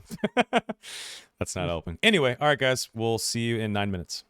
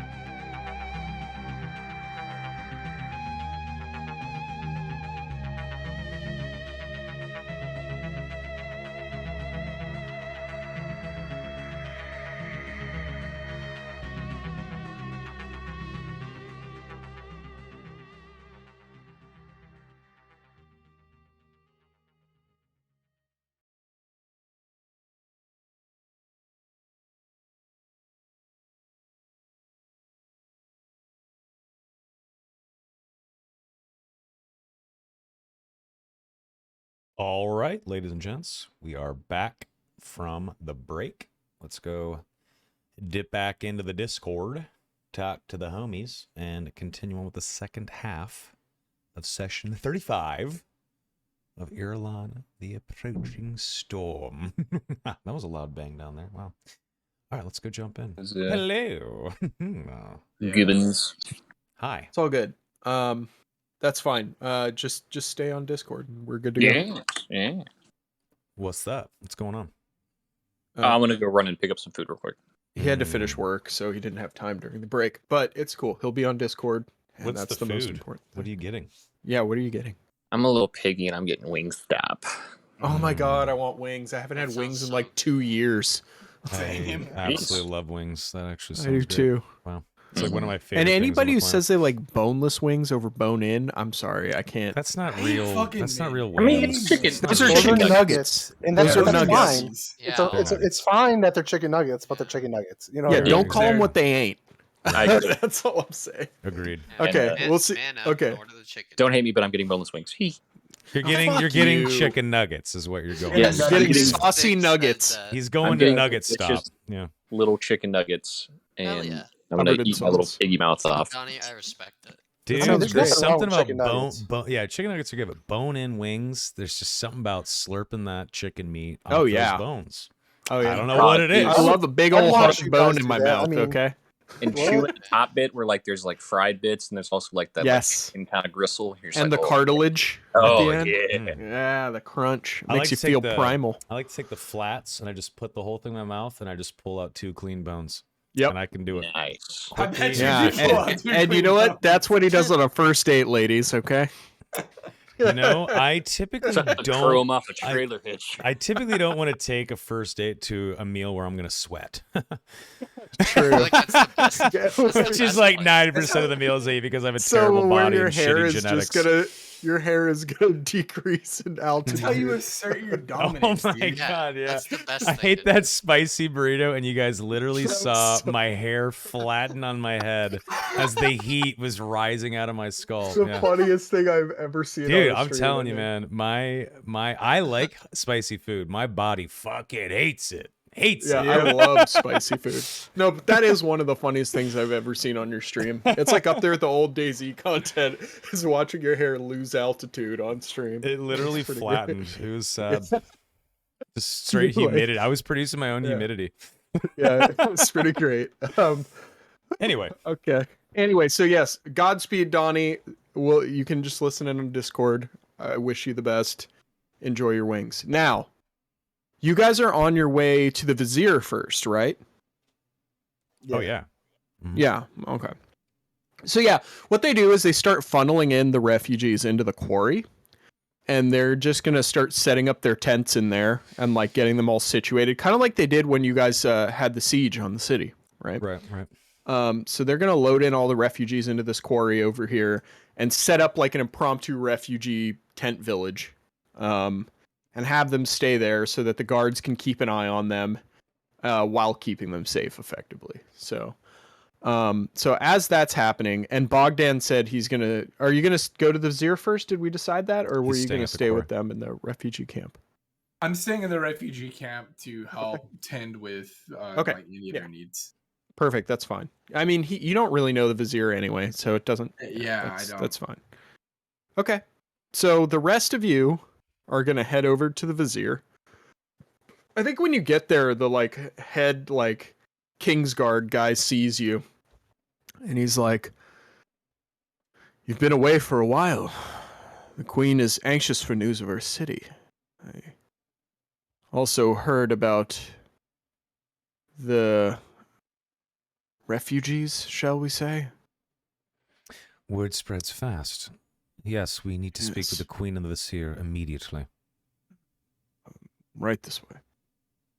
And he turns without any hesitation and takes you into the Vizier's palace, up into the throne room, and you see the Fire Genasi Vizier with Queen Neferkare, the beautiful humanoid lady, with her beautiful dark skin and her light eyes, wearing all sorts of, her royal, jewelry and pieces of position in her office. And she's sitting on a bench to the side of the vizier's throne. Like a nice bench that's like all ornately carved and shit like that. Pillows on it and shit. Yeah. And when you come in, she stands up immediately. She says, "You have returned." Yes, and we've returned with the only survivors of your city. And then Aaron wastes no fucking time, and he explains exactly what happened. And he also explains that he looks to the Vizier. Your guards are not very welcoming to your brethren from the north. They've kept everyone in the quarry, though one of your guards will be potentially injured. My brother here knocked him down when he was not helping us. Just wanted to throw that out there. I just don't want Kale to get in trouble. But yeah, he explains that the refugees are in the quarry. He explains everything that's gone down, and he looks at the queen, and Aaron says, "We tried to stop the necromancer. I am sorry, Your Highness, but there was nothing we could do. Goldoir is more powerful than I even thought." And he looks back at the Vizier and he says, "We need to evacuate the entire city in the next day or two. 2 days is probably pushing it. But I recommend you put every person in this city on a boat and send it far away from here. There is no saving Kem. I am sorry."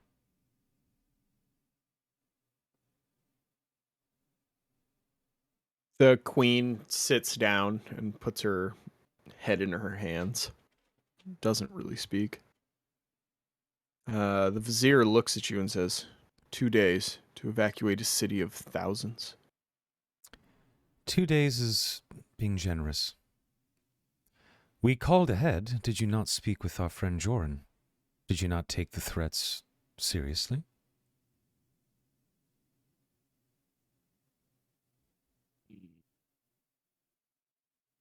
Joran did call, right? Oh, yeah. Oh, yeah. Yeah, Kale's just like nodding to everything Aaron's saying. Well, the only problem is that we do not have enough ships for the amount of people in the city, and now you have added 300 more to our count. Oh, I'm sorry. Would you have preferred we let them die in the desert? Shu like chortles, standing 5 feet back from Aaron at that. Aaron like- crosses his arms. You know that meme of that Pakistani guy who's like, really?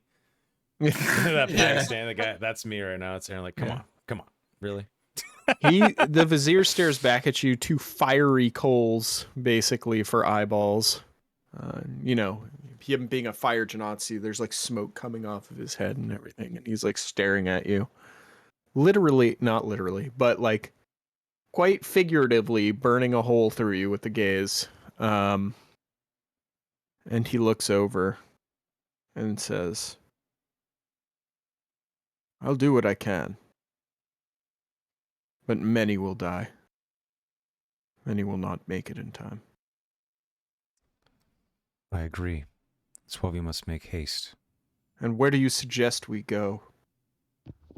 If it is as you say, the whole desert is lost. We have nothing, nowhere.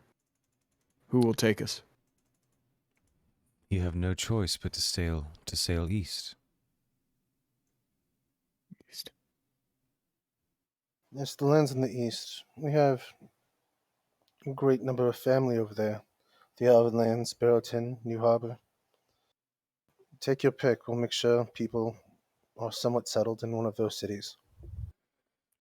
Or several of them. There is thousands of people. There are Yes, many fortified cities in the east. We'll have to figure it out later. We won't have time to ask permission. We won't have time to set up landing zones or areas for these poor people to even sleep comfortably. We will have to sail east and apologize and, well, hope for charity when we arrive. And obviously, Aaron at that point sends a message to everyone in the group. One by one, he says, as soon as the Vizier and the Queen here have an evacuation plan in order, we need to head to the temple, get on that teleportation circle, and head back to Lon Tiernan immediately. I have a feeling this Vizier is not going to act as quickly as I hope. And then he kind of cuts the message and just looks at the Vizier. Kale Shoot. will respond to the message and be like, well, maybe he'll enjoy being the Vizier of dust and sand. Shu's nodding along, but he in his head I mean, like based on his face, you can say he's basically doing the like, yeah, I know some of those words. Oh my god, dude! If Drethin was in this party from the from Rivals campaign, he would have been like, he is already the Vizier of dust and sand. Yeah. Would have been great. Anyway, yeah, I think the Vizier looks at you and he says, "I will do as you say." And then he snaps, and his guards like start leaving the hall. And he says, "But I am not sailing for any town of men. I shall land where I please. I have knowledge of your maps, of your lands in the east." Not to be rude to you, Sticks, but I'm just going to interrupt him. Fine. I don't care what you're going to do. The refugees, though, they need to go to our palace, so make that happen. I'm done with you now, and I turn and leave. I look at the Vizier, and Aaron looks at the Vizier and says, don't mind him. We've had a rough week, if you will. We've seen multiple friends being, well, engulfed alive by undead horrors that are gargantuan in nature and, well, are probably still hungry and marching their way here right now. You don't have to go to where we suggested. Go where you want. But don't stay here. Thank you for treating us so well while we've been in your city. But if you have your plan in order, we will be leaving, and we will not be returning. And if we see each other again, so be it. I wish you luck. And then he walks over to the Queen, gives her a bow, takes her hand, kisses her ring, and says, and to you, Your Highness, will you be following the Vizier, or what is your plan? And Aaron kind of like backs away.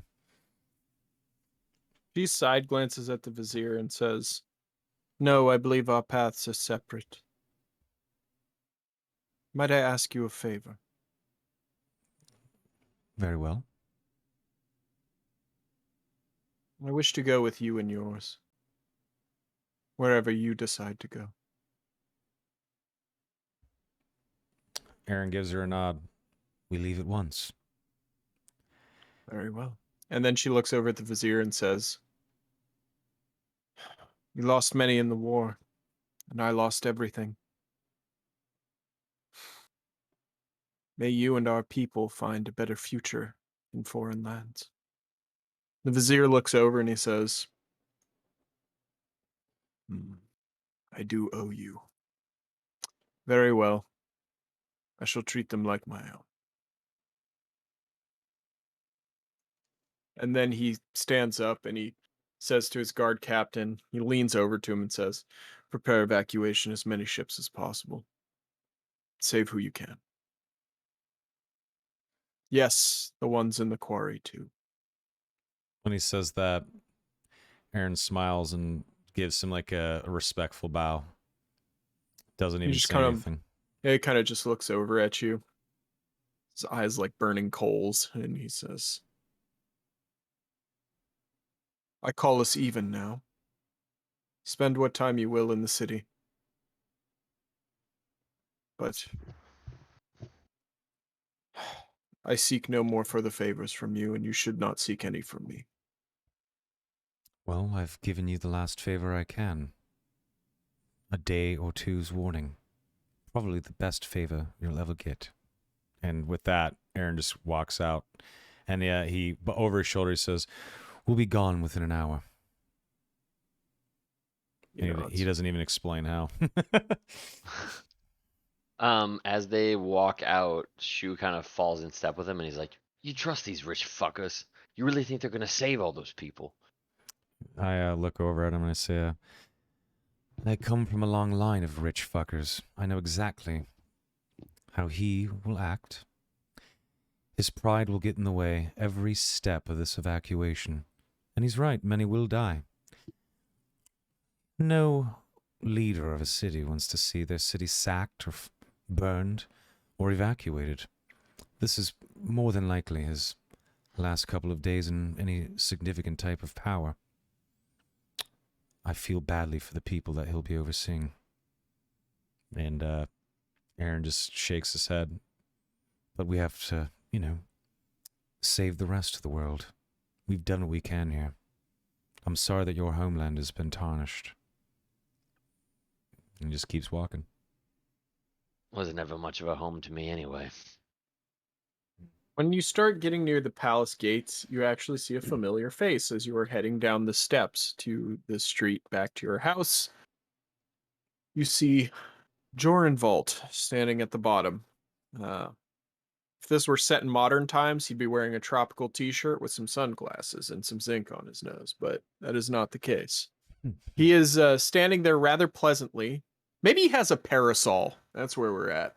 Yeah. Over his shoulder, and he looks up and he says, I imagine he took it as well as when I spoke.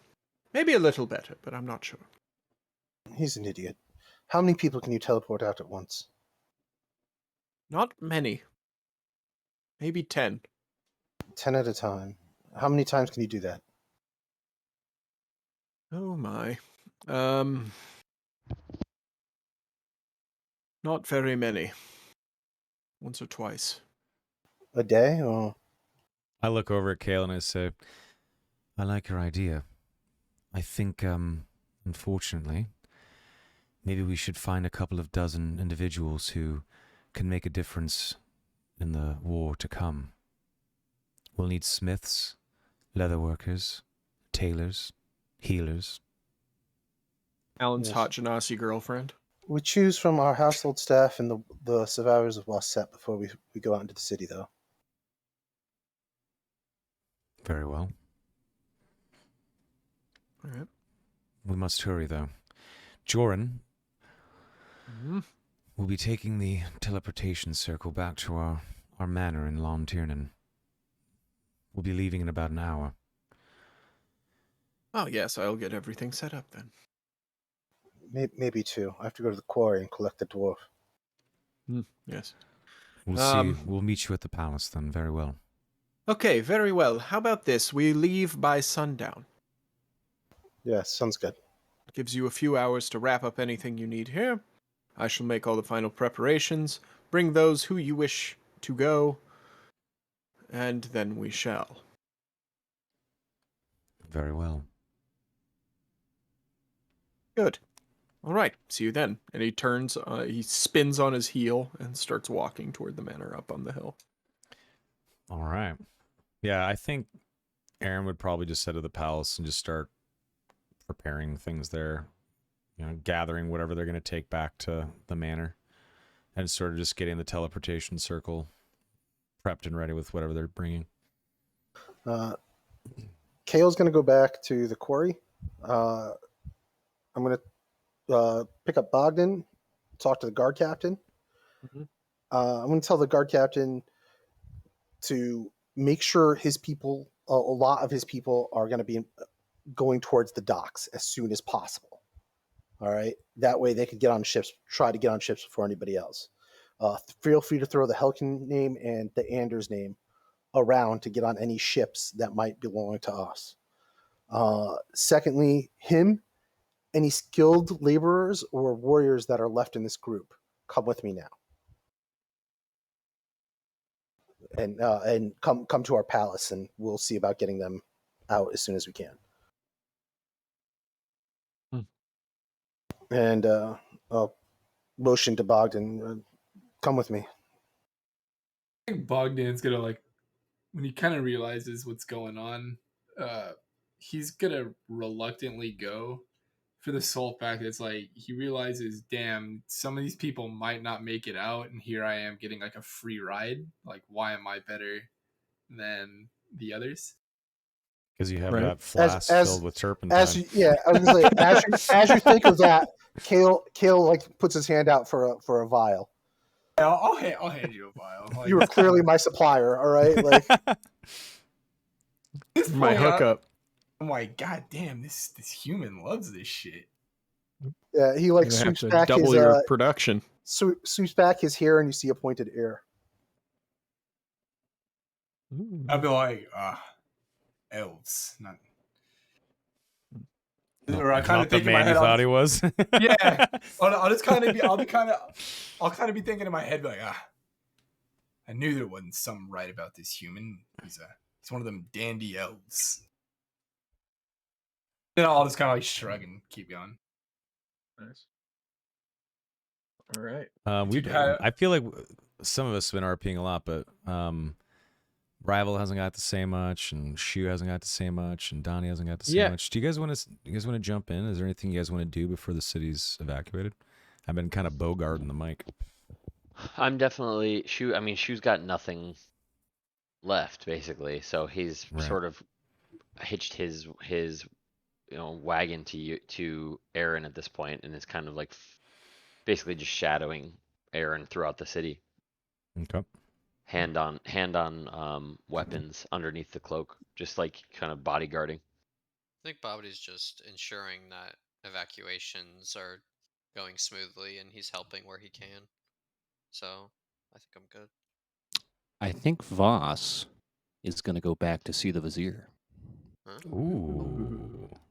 So yeah, when you get to the Vizier's palace, of course they let you in and everything. And the Vizier is like ordering people around. They usher you into a different room that's kind of like a war room, and he's standing over a large table with a map, and he's plotting out a course with like a compass. You know how they like stick it in and then swivel it around and then swivel it around, and he's like measuring like a sea journey basically when you see him.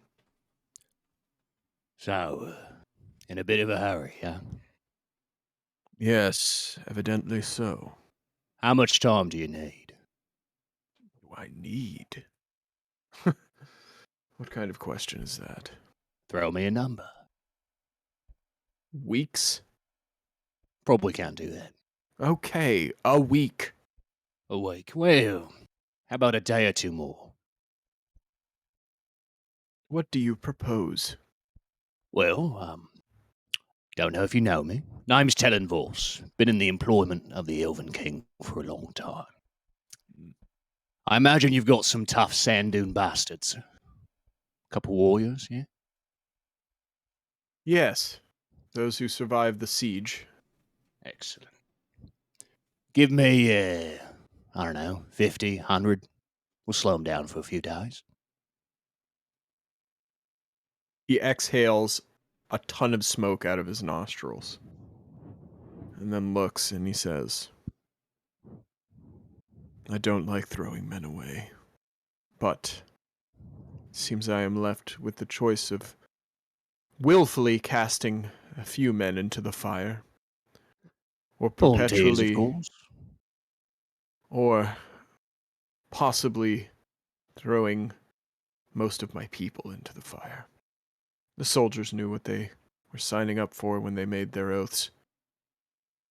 It at least puts my conscience a little more at ease, if it can be said at all. Well, there we go.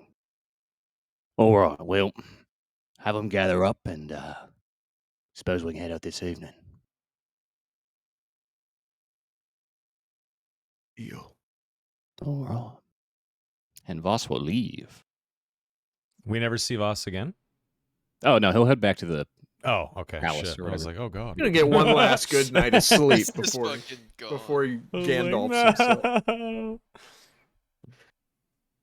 All right. All right. All right, so I'm going to imagine it's been a long day of preparing people, ushering people to docks, gathering. Who do you want to bring with you for sure? Other than like generic skilled laborers, are there any people that you've met while you've been in the desert that you for sure want to go with you? All right, Genasi lady, bartender. My Bartender, girlfriend. yeah. Bartender for sure. Yeah. Kale's boo. Well, no, not Um, just not just the Genasi Right. girl that and I'm gonna go to the bank and I'm gonna take all of her money out. Oh, and her, yeah, because wasn't her like uncle or brother or something was the Was innkeep, the right? inkeep, yeah. So I'm getting the inkeep and her. I'm also taking, like I said, all of our money out of the bank. How many Oh, yeah, people that's are we right. allowed to take, actually? The maximum was 10. Okay, so I'll let others go first, and then I may have some people if I can. and there's one thing I'm gonna do as well. Remember that like museum of amazing cool shit? That was like an expensive Yes. store. Aaron is gonna go there. And Yeah, you sold the mummy crown. Gorm sold the mummy crown there. yeah, is that guy there?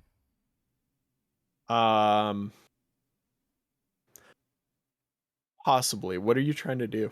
I'm gonna offer him a way out of the city if he pays, I guess you could say. Because I remember he was kind of a douche, but there Yeah. was cool stuff there, and I don't want to see it to go to waste. This is more Jordan Tear, not Aaron Anders. I Trying to get cool know shit. I was about to say, like, what the fuck? Yeah, this is like a straight up selfish. This store is about to go away forever, and I'm just I have sick curiosity of what some of the items are. Most of the items like in a store like this are actually of like historical significance. They're not really like useful. That's actually great too. Like Aaron, and it's okay. So I'm really happy you just said that. Now I cannot be selfish, cunty Jordan. Let's be nice, Aaron. Aaron goes there because, as a well-read man, he wants to try to preserve some history, and he tells the guy to bring the most valuable stuff and meet at the palace in 45 minutes or an hour or whatever. Yeah, take what you can in an hour and meet me there. Whatever you want to survive the cataclysm. Mm-hmm. All right. He's gonna say yes. So that's 3 so far that you've chosen. Voss is like dude, right? Sorry, what? Like your dude, your major Oh, domo. Is he gonna go to? the man Is he servant. gonna go into battle with you, or is he gonna Yeah, we'll do that when Voss says goodbye. Okay. I like that. But yeah, save a spot for him. Okay. I feel like there was a couple of other cool people we might. Oh, maybe when we're walking down the street, I like turn a corner and I like bump into the Goliath. Oh, the wrestler guy. The wrestler, yeah. Who's Gorm's Damn, adversary. Gorm didn't get to beat him up. Fuck. No, you beat him up once and he had a big grudge. Yeah, if I bump into him, would the Goliath remember me or probably not? Probably not. I don't think he ever met you. He only knew Gorm. Oh, okay. Never mind then. Okay. Yeah. I know the guy that kicked your ass. Yeah, exactly. You could do that. I wouldn't recommend it. Yeah. Other than that, the only 2 people I think you know would be the respective guard captains, but getting them to leave their lieges would be yeah. Right, Well, right. obviously the queen's gonna be coming, and then Her small posse. yeah. I'm assuming she probably has some handmaids and like a few elite guards, right? Who, the queen? Yeah. Yeah, she probably got like 2 guards. So if you want to count Maybe them, like that's 6. Couple guards, couple handmaids, maybe. Yeah. Then like the guard captain that was with us on the ship, and however many people, like I specifically was like skilled people. Unfortunately, I did give him like the heads up earlier than like the rest of the town would get it though, of the ships. But I said him specifically, and anybody that's skilled should come with us now. All right. Well, if Jordan can make 2 trips, then you can technically take 20, so that'll work. Because if it's like the queen and her entourage, a couple of blacksmiths, a couple of, skilled laborers or what have you, then yeah, I would say you can fill the rest of the slots with people like that. I was gonna see Bogdan being this empathetic young man he is, or middle-aged man he is. Bogdan, while he was in the quarry, was tending to a group of 3 young orphans that he thinks would be good to go and visit his monastery. Would there be room to, or go and live there? Would there be room to get them out? I'm gonna go ahead and say yes. Okay, yeah, I'll kind of. I'm not gonna punish good guy crazed ever. Well, Trying to save some orphans. You're like, no, Chris. Nope. I don't Susan think gets so. Sorry. East and it's like, how Not much for enough 3 room. small? Bogdan will just show up with like 3 Orphans. like, preteen or teenage like orphans, and just What a say, nice guy. Wow. and it's like, all right, if we have the room, I'd like to send these lads off to my old monastery. Luckily for you, Jordan's the one teleporting you. He's from Barrowton, so he could definitely make that happen. Yeah, Bogdan probably knows who Jordan Volt is. Or If at least not, heard like, his name. Yeah, yeah, for yeah, sure. like He's knows a who very he- not famous like- wizard. Not like know him personally, but you know. Right. Yep, that's true. You would know who he is, like, but if no one said his name the whole time, it would be like you'd be like, okay, this dude. But Well, I mean, he clearly looks like like they have said his name, so I could probably put the 2 together. got it. Yeah. And then just so, say, I would just approach him like, Master Jordan, could you help me get these lads off to the Shrouded Isle and back in Barrowton? the Temple of Lyra. Yes, I can do that. I'll kind of give him like a nice. I'll reach both my like stubby little arms up and like shake his hands, like doing the whole 2 hands. Yeah, the 2-handed handshake. Yeah, yeah, and then I'll say, let me know if there's anything I can do to repay this kind gesture. I think not. Anyway, and then he just like turns and walks away. It's like eccentric wizard Joran. But he just walks away and then starts rounding people up. And he says, I think I shall do the trip to Barrowton first, since I am not needed there right now. All right. Well.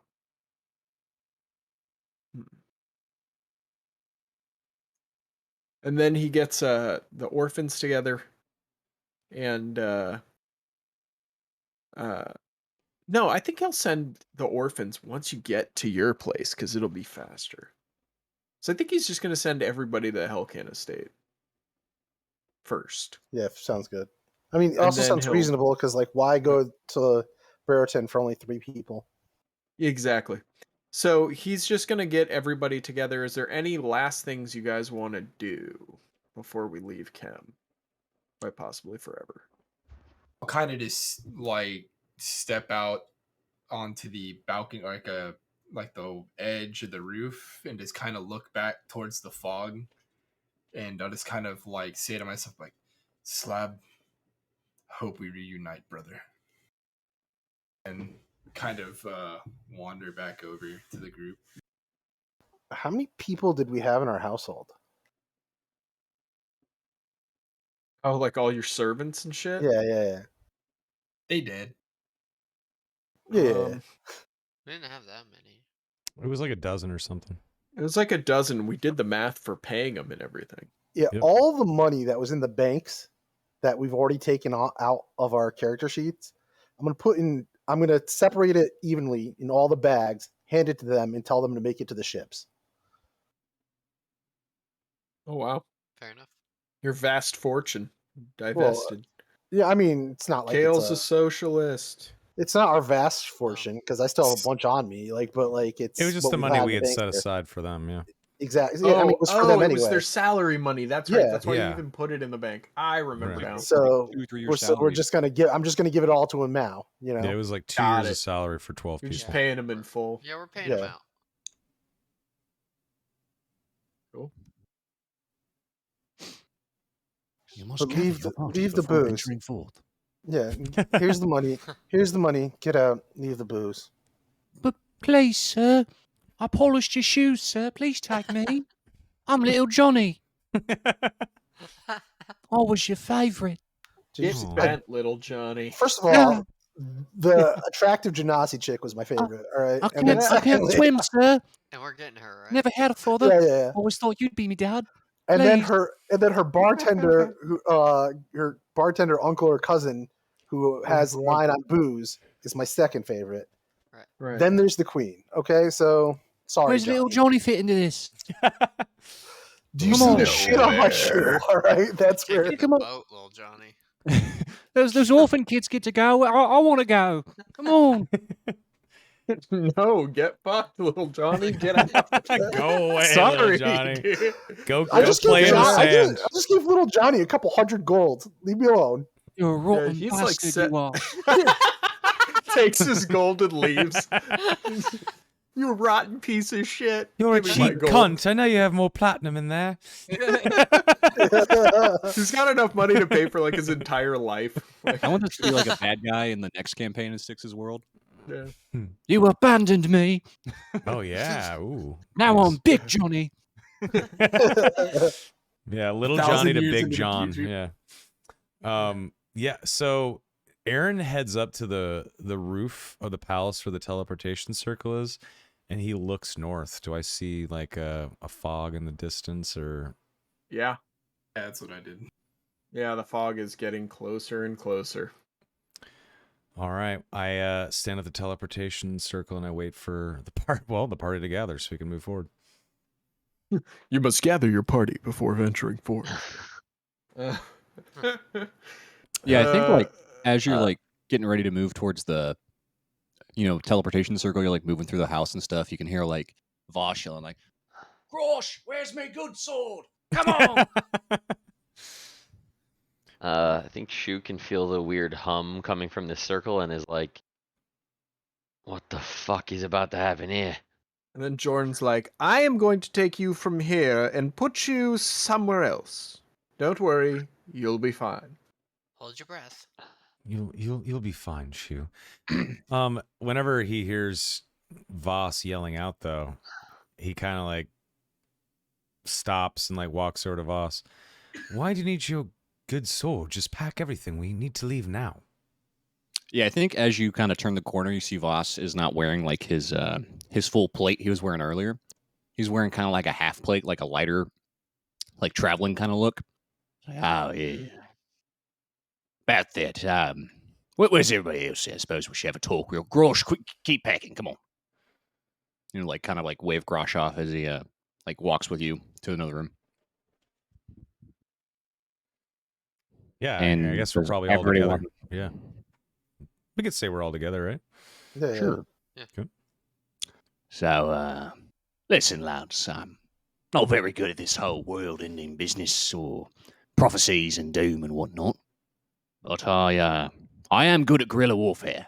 So, I've opted myself to grab a couple of the lads from a local area here and buy ourselves a couple days. Help as much as we can. So, with that said, you lot head back to Elven City. Do me a favor.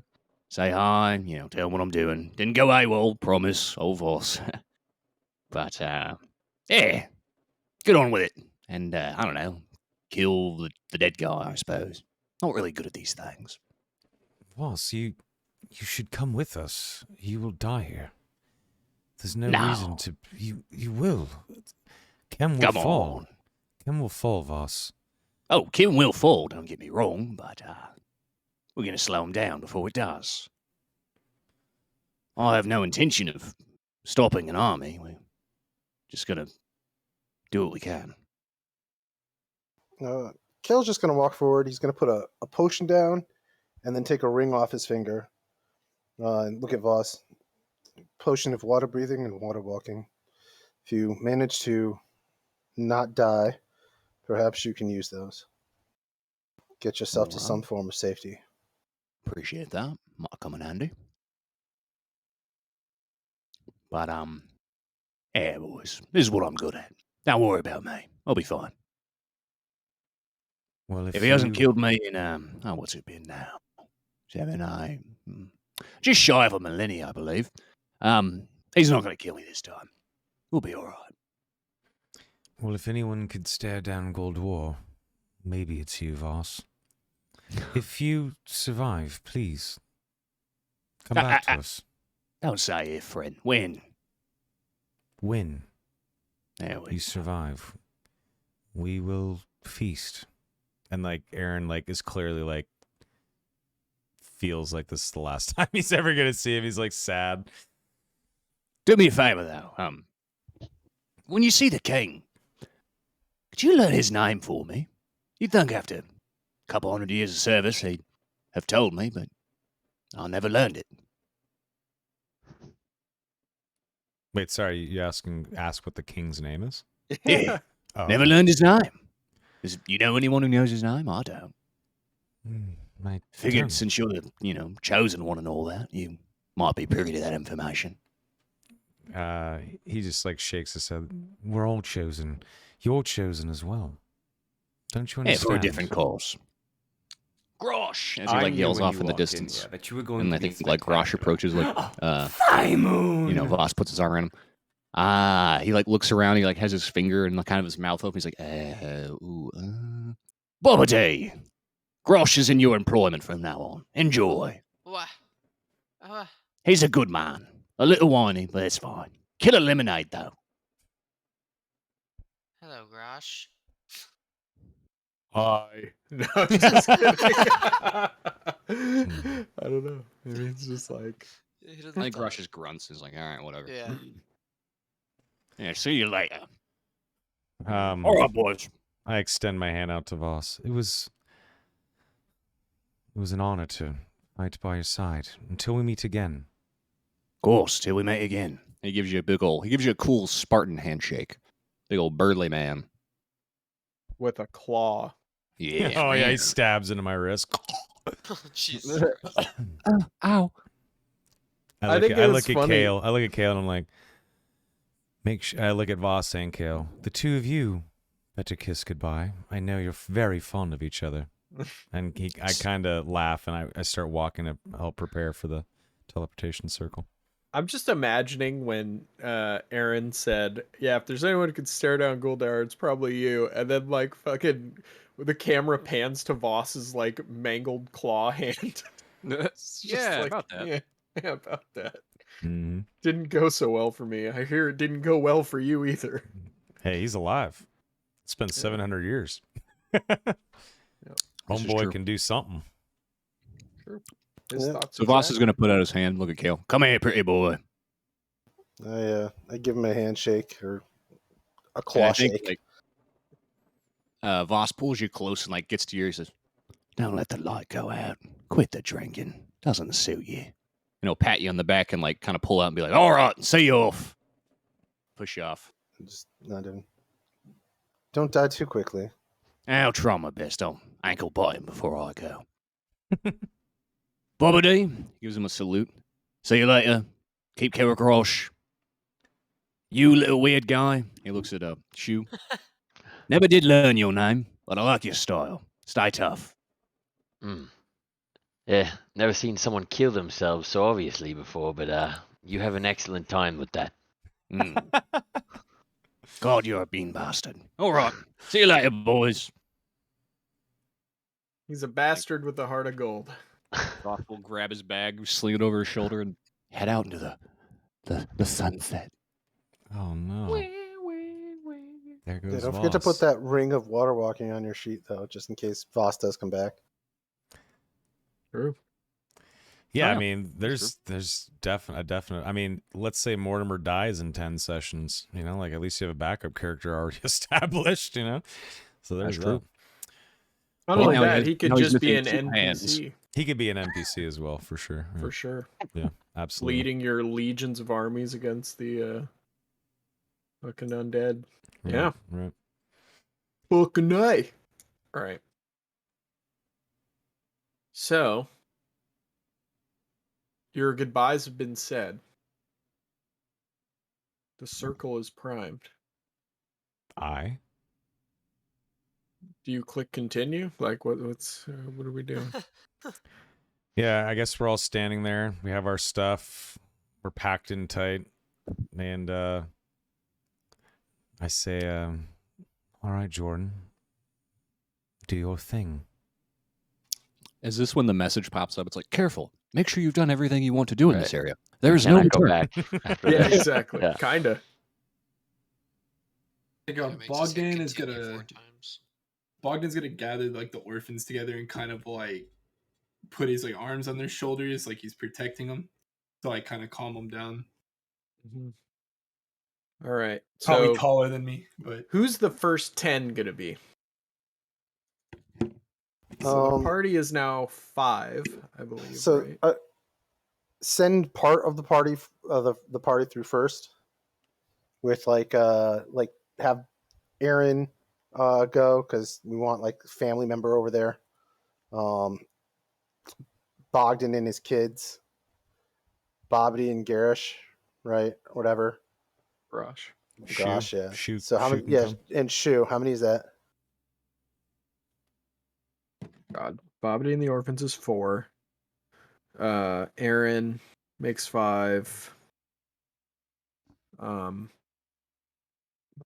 and Bobbity make 6 and 7. Counted Bobbity twice. No, well, he meant Oh, he he meant did? the other dwarf. Oh, It's fine. okay. Right. Bogdan and Bobbity. Yeah. No, I said Bogdan Shu. and the kids was the first one. No, you said And then- Bobbity And then the I kids. said, Yeah. The So it oh, doesn't- I meant yeah. I meant We to know say what you mean. I We know meant what to you say mean. Bogdan. We know Okay. what you mean. It's okay. All right. Shu is 8, right? Shu I think makes 8. Yeah. Okay, so then like 2 randos. Yeah, 2 laborer guys. Yeah. Yeah. Like a We'll bring smith and- the bartender and the The bartender, the like museum the guy. Genasi. Yeah. Oh, the museum guy. All right. That works. Yeah. Yeah. Yeah, that works. Okay. Okay. So Jordan does his spell, and you see them all in the circle, and then a white light comes around from the circle, and when the white light starts fading and diminishing, they're gone. And then after a few moments, the circle starts to light up again, and there's a flash of light, and then Jordan is standing, and he says, "All right, let's go." And the rest of you, Yeah. So it'd be just me, right? Me, the queen, her people. the Genasi girl, Yeah. And then whatever skilled laborers are are left. Yeah. Yep. Right. Yep. And then he gets you guys together. And as you're looking out from the flashing light, the last time you will ever gaze upon Kem and your house there and all that stuff, but also to the north, a fog moving in rather slowly and ominously. Who remembers this cool fucking map? Pete's never seen this one. Mm-mm. Oh, there's a Voss there. Sad face. Oh, it's been Is this the And kind there's of a thing where like Gorm. Oh no. the Yeah. first time you teleport? I mean, does he like does Shu like arrive at the destination doubled over and vomiting? No, I don't think so. I mean, It's not that kind of It's not that kind of teleport. No. Okay. It's like there's just a bright light, and then when the light subsides, you're just where you're supposed to be, or not if you failed the spell. So And we actually land sure. here on the map. Yeah. This is where we're at, right? That's Or no, right. sorry, here. Actually, which one is it? No, This? it the is other this one. The one you It's the first one. pinged. Okay. Yeah, and as you guys arrive, there's no one in the room, and you hear maybe talking coming from elsewhere, and I would assume we'd be gathering everyone in this big banquet hall. The big banquet hall. Yeah. Everybody can move their tokens there then. Okay. as Bogdan comes in, I'm just gonna stop and like, holy shit. Kind of just look around and be like, so who's the fancy pants? Why are there 2 Bobbities? That would be Kale and I. Oh. This is our mother's home. Well, now it's Kale's, technically. Well, I'll look at Kale and I'd be like, yeah, I'll just look at Kale and like offer him a drink and be like, am I staying here? I'm just like shocked. For now. Goddamn. I mean, I'll pour him some more of this liquid. I like talk into the ether and just say, I need food for 30, let's say, and drink as soon as possible. And all these, like, you see the fucking ghost servants, the spectral servants, like, just appear out of nowhere and start, like, heading to the kitchens and stuff like that and start, like, preparing shit. Some of them go all into different hallways. This is like ancestor Hellcan spirits. Yeah, I guess maybe the next couple of hours would be getting everyone settled in like little side rooms. We would probably hook up the queen with a nice room somewhere in the house. There's so many rooms in this house. So Yeah, that we would should not be a problem. Yeah, we'd give her a nice room. This room, like in the corner, Jordan's here. we would probably pack in like the servants and like the laborers and whatnot. The servants have their own room. No, I mean like the skilled laborers rather, and like the bartender and the genasi girl, like anyone that has come with us that is like essentially lower class and is just like a whatever NPC. We could just like put them in. So these bunks. those are the servants' quarters originally for your house, but since you have ghost servants, yes, they can. Your refugee randos can live there. Perfect, yeah, and then we'd probably give like the queen what room? Like maybe upstairs is a good one. Runon's old room. That works. Yep. This one. I want to say the only room that's like off limits, I would say, is Joran's, because like God knows what kind of magical stuff he has going on. Yeah, in there. Joran's suite down here below the game room, as it were. Yeah. I just tell everybody, I don't care what rooms you go, but that could be potentially dangerous. This room's off limits too. This is Aaron's room. That's Aaron's room. Kale has the master suite, and this is Mortimer's room, which has been vacant ever since he left. Yeah, I mean, I also drunken Kale, because I'm me, might like tell the queen and the Genasi girl, my room's up there, and grab a bottle and go that way. It's the big one. Yeah. I look to Shu, and I say, Shu, you're more than welcome to grab what other room you want in the house, or I have a very large room. You can stay in there as well. It's up to you. And is it all one floor, or is it somewhere above? Somewhere below. You're on the second floor. Yeah. There is if you scroll over to your left. Yeah. Gotcha. Yeah, that's how you can check it out. Yep. That's the bottom. There's a lot of rooms. You can just take kind of whatever you want. We'll all have our own little quarters. Is this front? Oh, I see this. How about you could probably take this room right here. What about this front room? Which one? Which front room? I'm on the. Wait. Oh, this is. Are we on the first floor right now? You're on the second floor. Yeah, slide to your left. That's the first floor on the left. Oh, what about so on like south of us, down to the south? That's probably where the queen is gonna stay, because that's the biggest room. That's where Runon died, isn't it? Yep. There's a decapitation in that room. Okay, I'll take this now one. Haunted by the ghost of a the green room. guy. Okay. Yeah. Okay. Sweet. Cool. Excellent. All right. The concept of having a dedicated room is weird to Shu. Yeah.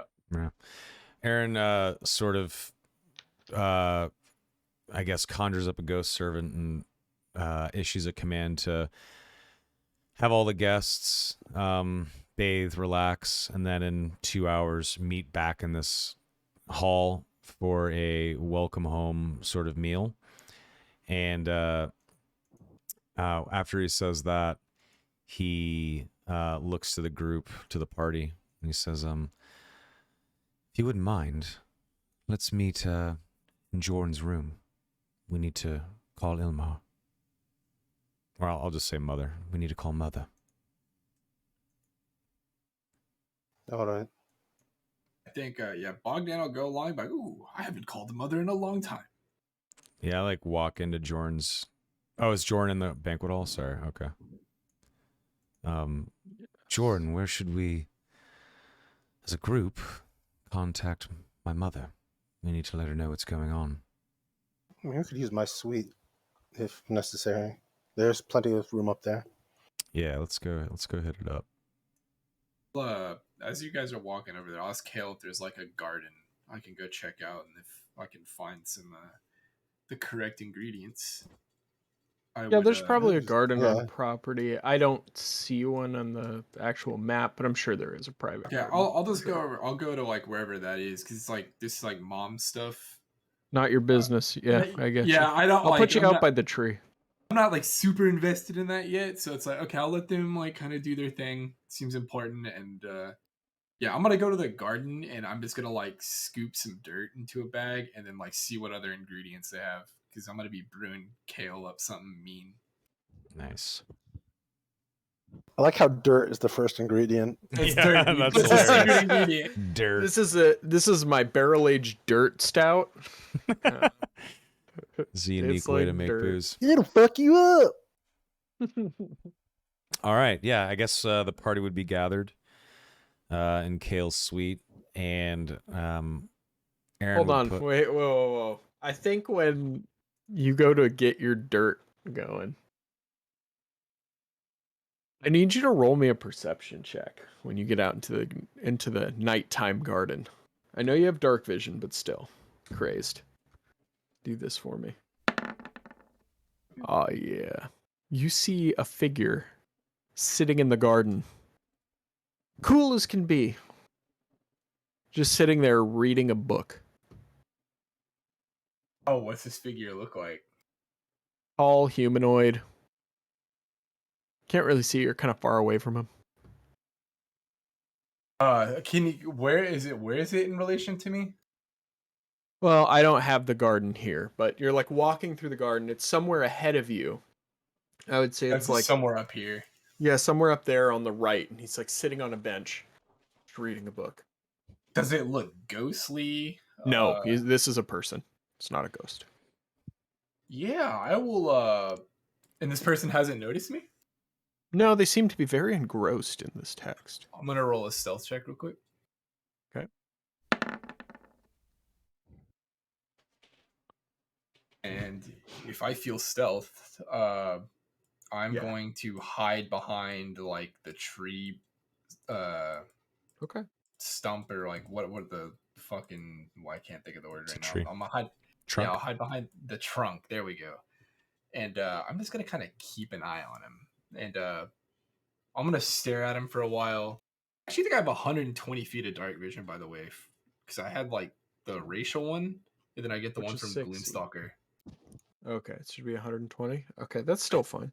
Yeah, so it's I just kind of want to like look over this dude more. I can't make out any more details. Is he like what kind of clothes does he appear to be wearing? Is it like robes? He's wearing fancy robes. He looks like, you know, kind of like Joran looks. You know, dresses kind of the same way. Different colors, but okay. I guess I'm a little curious, so I'm gonna move like this way. Okay. And if there's like a wall here that we could say goes along the back of the garden, I just kind of want to work along that wall. And then I kind of want to stop right here and see like what else can I make out. all right. I'll show you what the guy looks like as you get closer here.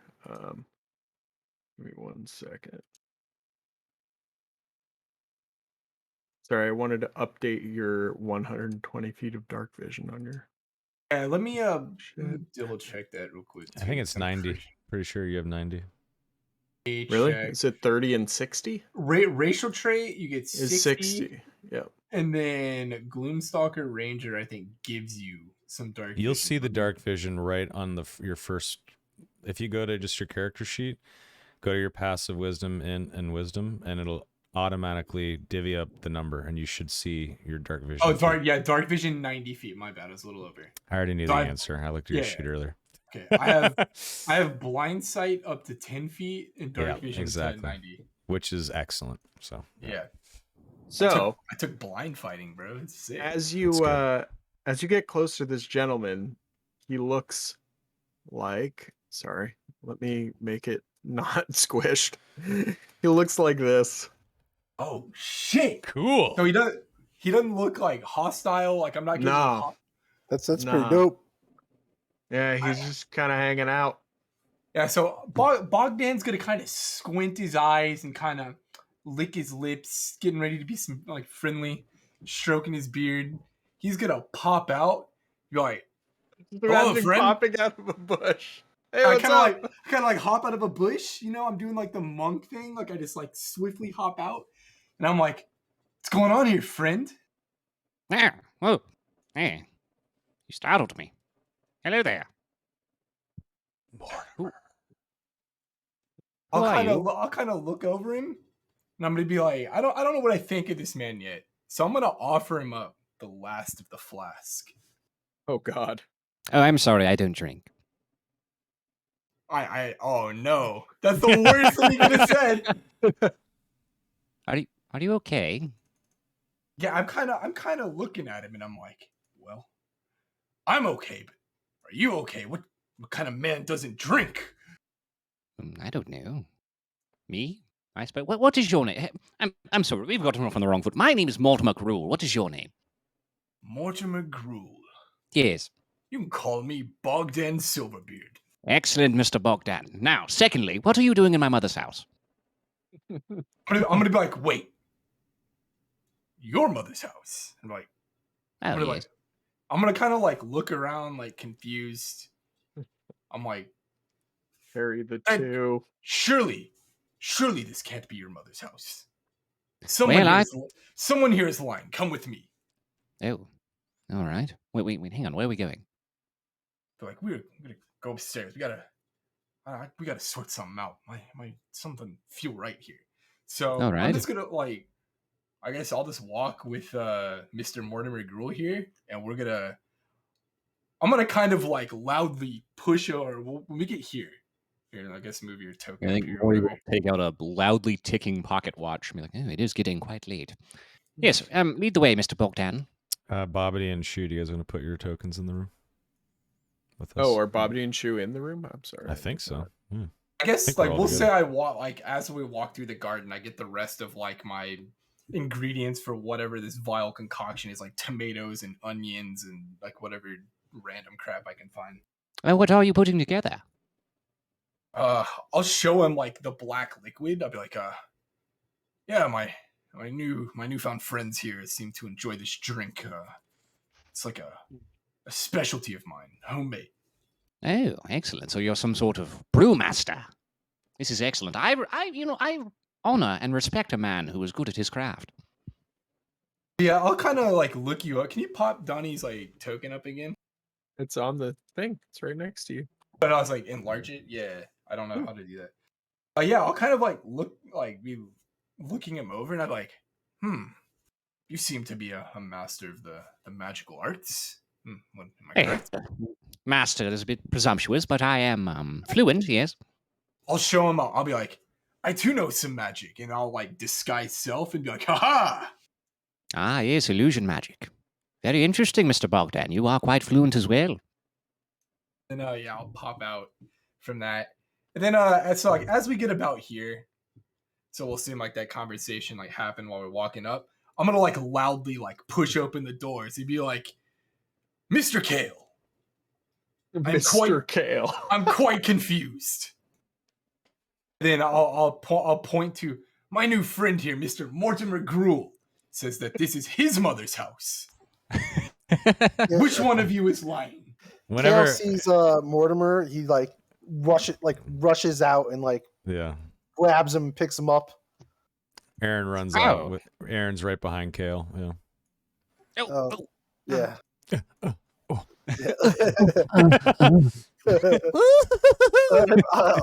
put him down and be like, sorry. Yes, I'm happy to see you as well, Kale. Aaron, I had no idea you were here. I was waiting a few hours. Yes, well, waiting a few hours. We've only just arrived. You look different. Oh, he looks quite handsome. Mortimer will take out his loud ticking pocket watch. How long has it been for you? Since last time you saw me? About 6 weeks, maybe a little less.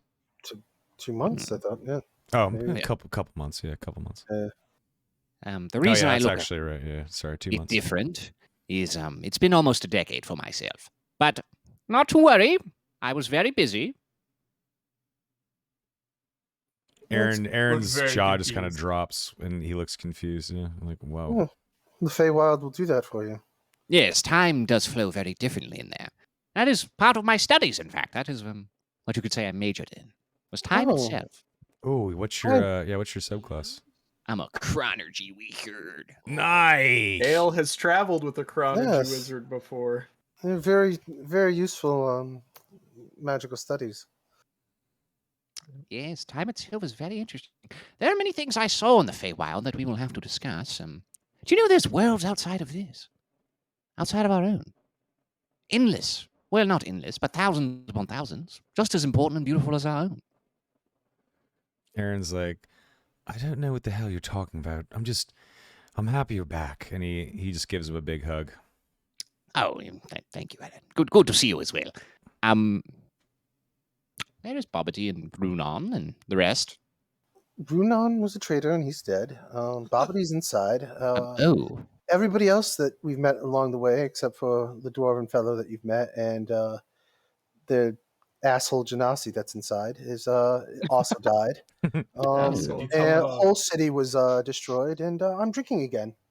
How's your rat? About Gorm? I mean, he didn't know Gorm, so Never met Gorm. Yeah, never Oh, I know, but you can tell me, oh, we met Gaul's brother or something. Well, he And wasn't then he his got brother, was eaten he? alive in front of us. Technically like an older cousin or something. We met another Morningstar. He's dead. Elf, he's dead. So on and so forth. Thousands of people murdered. How's the rat? Oh, he's excellent. Oh, wait, I guess Nibbler would have passed away. Oh, he was excellent. Yeah. Yes, he was excellent, my good friend. Buried him beneath the most beautiful tree I'd seen in all of the Feywild. Much more beautiful than any tree here. So he is resting well. It is a huge loss. I'm so sorry about Nibbler. He No loved his worries. cheese. He did like his cheese, yes. What a good boy. Well, I assume that you've probably just seen Mother and Ileandra. We were just about to contact Mother. We need to tell her what's going on. Well, let me explain it like this, Aaron. When I got to the Feywild, I did my best to leave immediately. So I have not seen Mother in about a decade. Whoa. Yes. Where did you learn your new skills? Well, I traveled for a while and found things and avoided many forces of the necromancer, which is quite dangerous in the Feywild when you're on your own. But, no, I found this reliquary, this strange library of long forgotten secrets. It took me months to enter. I almost died several times. Quite the traps in there. But once I did enter, it was a wealth of knowledge. Something long forgotten. Something, I don't know, a group of people must have put together over several lifetimes. I was able to tap into things that I'd never seen or even imagined before. That is where that's where I've been. But it's been excellent. A little lonely, I won't tell you. There were some nice owls that would come and visit on occasion. I did name them Rupert and Albert. Nice boys. But I digress. Yes. Well, I must say, you've changed, and you're quite an impressive man now. Oh, thank you. You look a little sadder, I will say, but not much different. Something happened.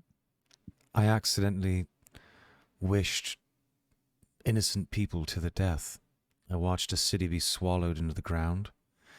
I watched friends and old friends be turned into mincemeat as gargantuan undead creatures slaughtered them and consumed them. We've almost died in the desert. We fought against a mummy that almost killed all of us as we slaved through an old pyramid that almost became the last place we ever took a breath. It's been a hard couple of months. Understandable. Anyway, you say you found a wish? That's exciting. We'll discuss it another time, but... Oh, okay, all right. Yes. Let us talk to Mother. Yes. Do you have my flask and my sword? Oh, yes, here you are, sir. I just I take the flask and I just hand it to like the air. Fill this with whiskey. Talking Guess to while me? they're, I'm talking to the Ghost servant. to our ghost servants. Oh. I'll, be kind. Let's all gather inside here. Yeah, Chris? I'm gonna do some like brewing off in the Oh, corner. okay, over no here. problem, no problem. Like I'll be in the room just kind of passively listening, but you guys just kind of see me pull out some like brewery supplies on like this little like table or like whatever this is over here. Sweet. And I'll let you guys do your thing, and I'm brewing up some of the moonshine. And All right, cool. before we start with that, I'm just going to whisper to Shu. When we're done here, go outside. You'll enjoy it. All right. She looks just absolutely like. Imagine going to a party where you only know one person and that person is not talking to you anymore. Oh no. That is definitely the feeling Shu has at this point. Well, I mean, I guess if I could invite Shu over too. Show him how to make this stuff. I could just be like, Angry Wind, why don't you come sit with me and see how us dwarves make our brew. Don't forget to change the name, Donnie. Oh yeah. Good call. I am welcome now. Shu drifts over that way, but he's definitely like more paying attention to the conversation that's going on. All right, Aaron. Go ahead and contact Ilma. Yeah, I guess we can just hold out the stone and I contact Ilmar as everyone's sort of just hanging out in this room.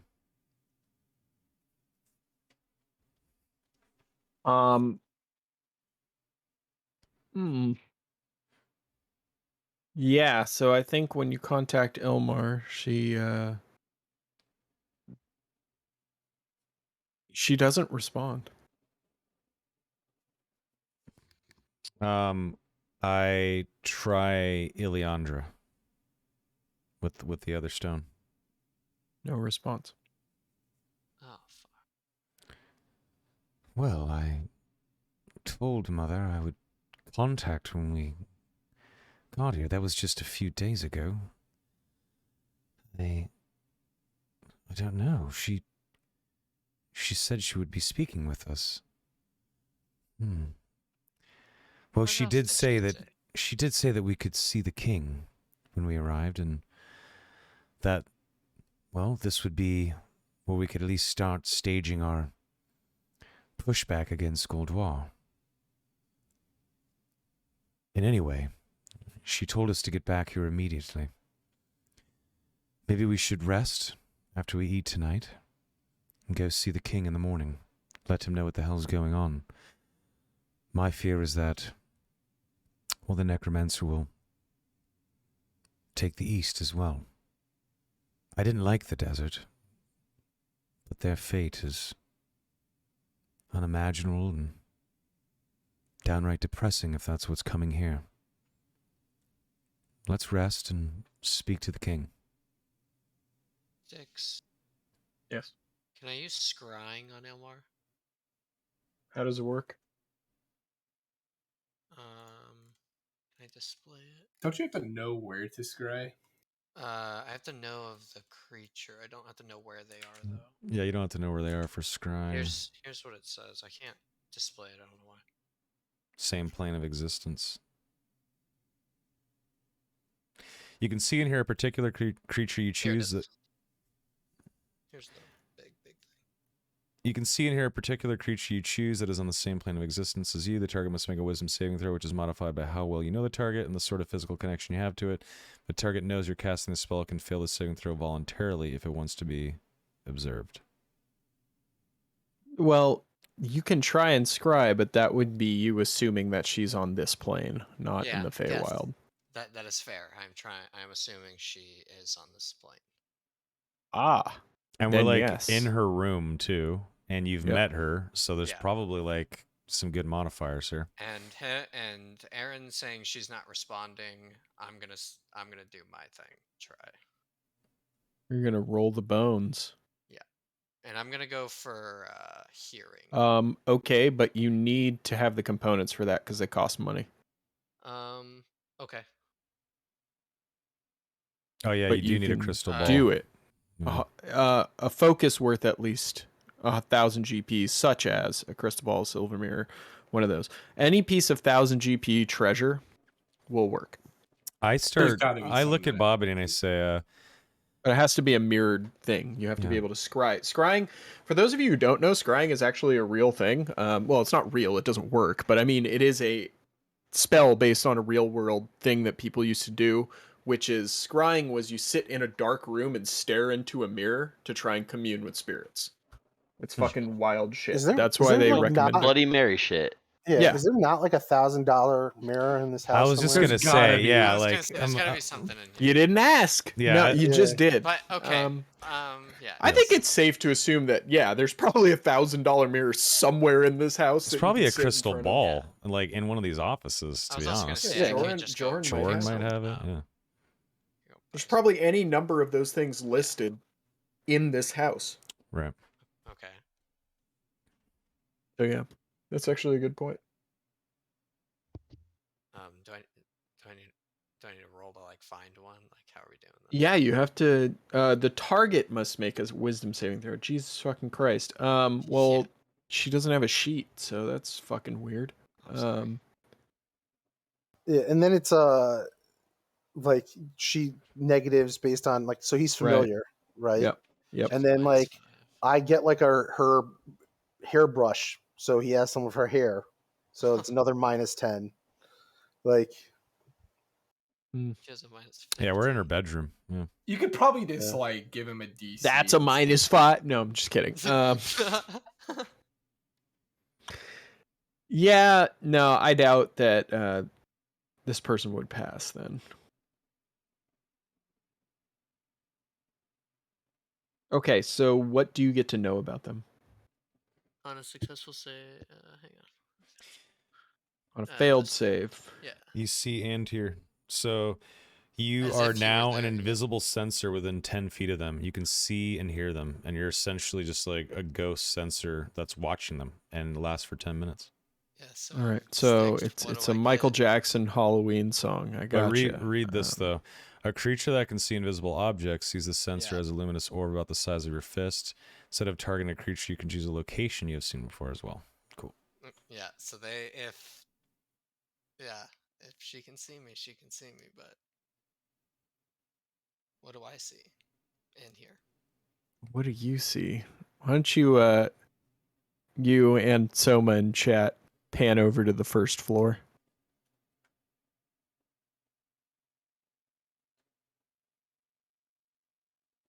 So we see Overmore.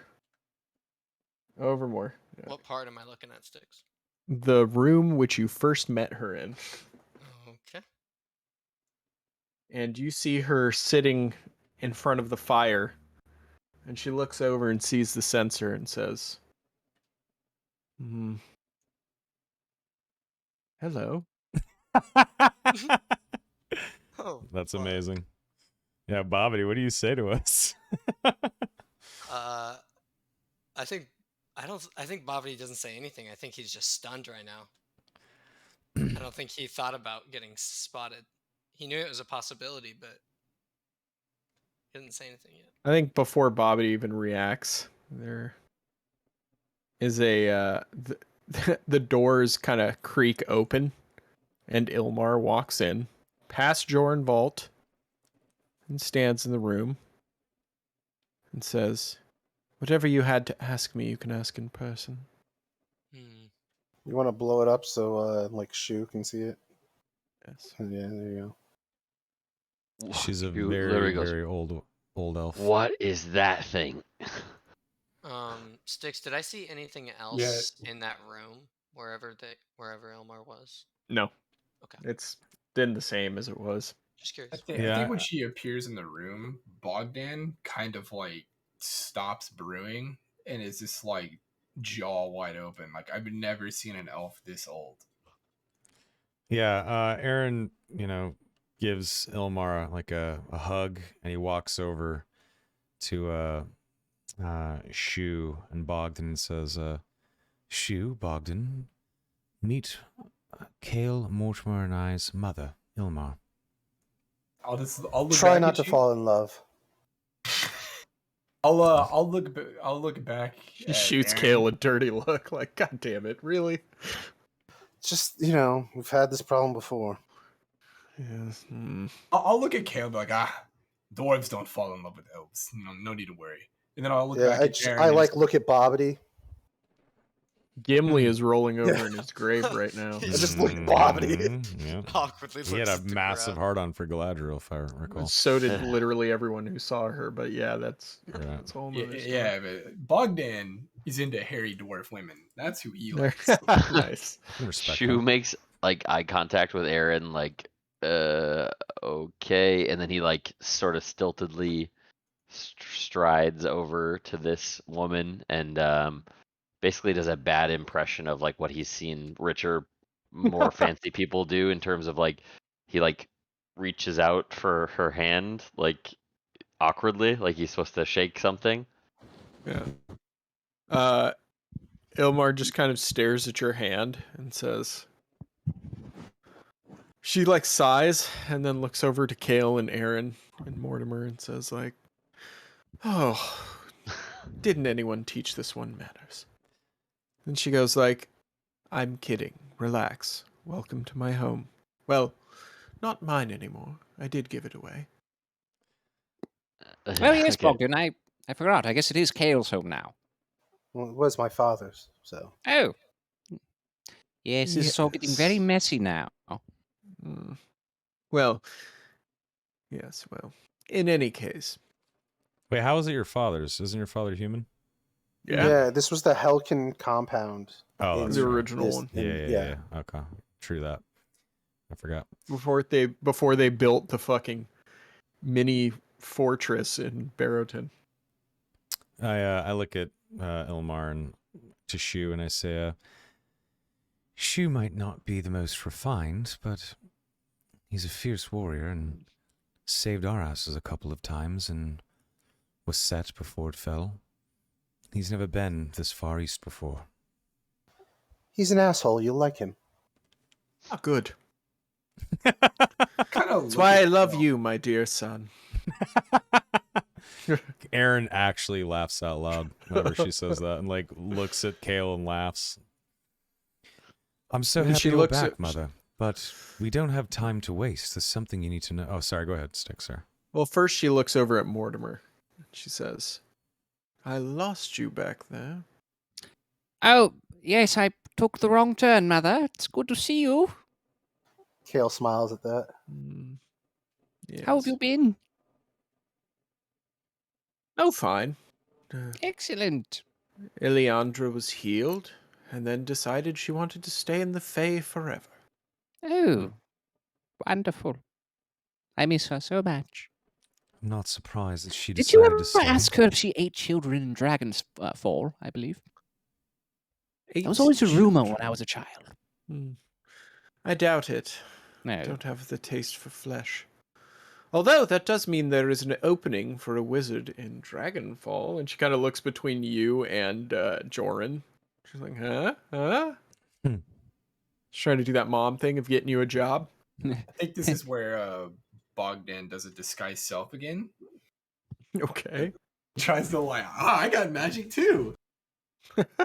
It's just trying to be like, look what I can do. Yep. It's cute. Yeah, you see Bogdan change appearances really quick. Like he just looks like somebody else. Yeah, it's like another dwarf, like almost exactly like Bogdan. Like just like turns into his brother. Like, oh. Exactly what happens. I turn into Slab. I beckon everyone over. I beckon everyone over to sit as we're all excited to see each other. And I say, I know it's an exciting time and it's good to see you, Mother, but we need to discuss what's happening. We have little to no time. We rushed back, as you asked. We have people staying in the house. There are refugees fleeing from Kem. But we're afraid Goldoir will make his next move. After Kem, that is. And it can only mean that he'll either engulf the rest of the West, and those half-giants of the North will fall, or he'll come here. We don't really know how far-reaching his threat is, to be honest. Now, if I were an undead necromantic demigod, where would I try to go? Barrowton. Ah, yes, my smart boy. And you're not even the wizard in the family.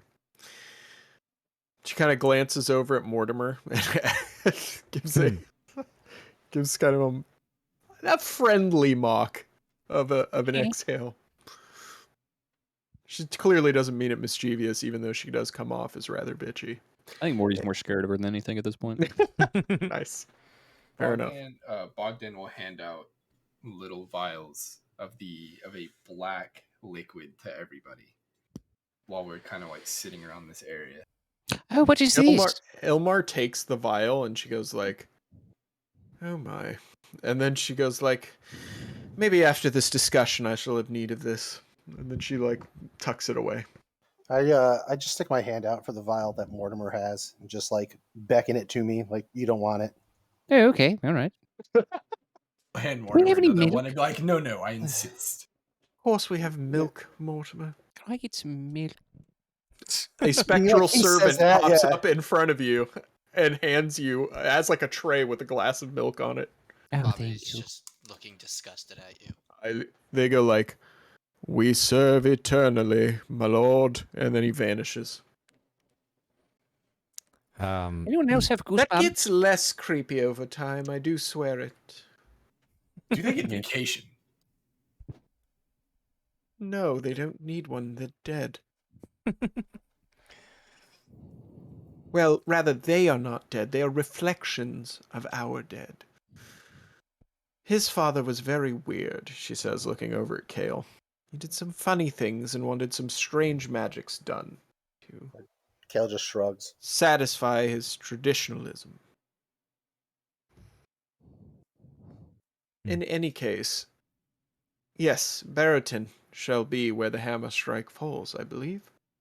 He has already deployed agents there, as Joran will no doubt tell you in just a moment. Just because I have recently returned does not mean I haven't already been at work. I'll ask about this necromancer. I'll just like ask, is this demigod we're talking about who is responsible for what happened in Wasset? Yes. Let's kind of look around and be like, oh, we've come this far. I guess I need to avenge my friends. Yes, you that have left no behind. choice. You're part of the group now. Whether you like it or not, if you've made it this far, you are going to have to fight for your life. It's like, oh, I'm not fighting for my life. I'm fighting for those of my friends, the fallen. Oh my. Anyway, Not all of us have been alive as long as you, Mother. Some of clearly us not. still care about our mortal ties. You should forgive him. It's okay, Bogdan. I understand. Mother here has been alive for so long, she doesn't know what it's like to, well, be a regular living person. I'll just kind of chuckle and be like, such is the curse of the elves. Indeed. Empathy, Mother, empathy. That's why you're trying to save the world anyway, isn't it? Who knows at this point? I haven't the faintest idea why. However, the reason we are trying to save the world is because we do not want to serve a lich in undeath. Well, a lich, I use that word quite liberally. He has not quite attained that yet, though I imagine that might be one of his goals. You've talked to him more than I have. And I have lived centuries longer than you. Tell me, what has he told you? These pompous windbags tend to spill their secrets more often than they might choose to. Either he's referring to himself or some other master, but he's been talking about a master, so he could be referring to himself in the third person. He thinks he is the best thing ever, Very Well, yes, that pompous. has not changed in millennia. There Well, was I a mean- figure behind him too, brother, if you recall. It's As we a were dark shadowy being thing. as we were being murdered in the Wasset Arena, as he watched on from the stands, there was a figure there. He's not alone. Do you know anything about that, Mother? I know what it could be. Hmm? In this Wasset, how long were you there? What was it, what, a couple weeks? Like a week and a half-ish? Yeah. Like just about a week. Shy of a fortnight. Did you ever hear tales of a flying terror with fear and something about his eyes, and you can't look at them or Yes. something? Yes, yes. So he still runs with the same crowd, I see. That would be his most trusted general, this figure you saw, if I had to guess. He has a couple. This one I believe you refer to as Gorguth. For those of you writing notes, that's Gorguth. Can you use it in a Thank you. sentence, please? Yes, Gorguth looked at you. You failed your saving throw. You're dead. Okay, thank you. You're Oh, there's welcome. a saving throw? Good. Spell it again. Gorguth. Okay. Yes. He also has another, who I'm concerned about because we haven't heard anything of her. Her name is Kyra. She's very dangerous, though she is only a mortal. Something we can deal with. Well, I mean, we have an idea about Gorguth. What about Kyra? What's her thing? Her thing is she was a priestess of Kelimvor for quite some time. And then the gods would not restore her husband back to life. And so she made a sacrifice and a ritual to Guldaur, who then accepted her into his service. She is wholly evil. That's some berserk shit. That's awesome. Holy or Whole? Or Y, whatever. WH. I yes. got a piss. I'll be right back. One sec. Yeah, she's Go ahead, pure- bathroom's down the hall to the left. Pure kidding. fucking evil. Kyra is spelled Caira.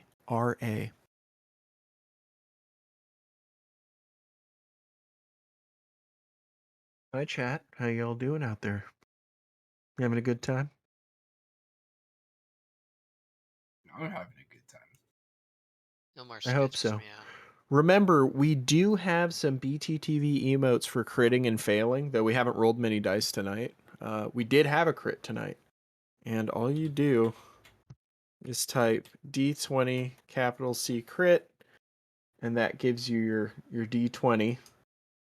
And then if you do D20 fail, I think is what it is, you get the red crit one. So, I did add those. We have some D&D emotes.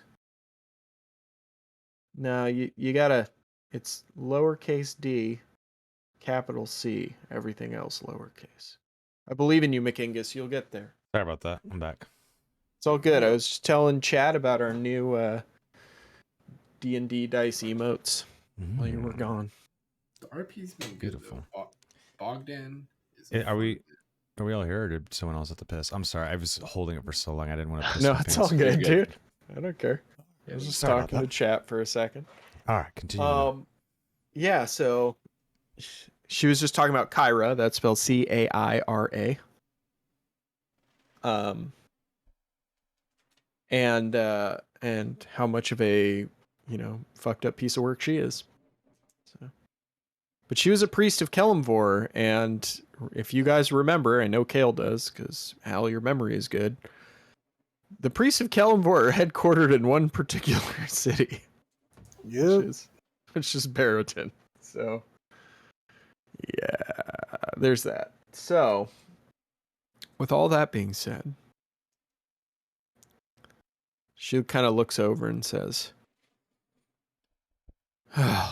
Well, it will be some time, fortunately, before the necromancer shows his face in this part of the world.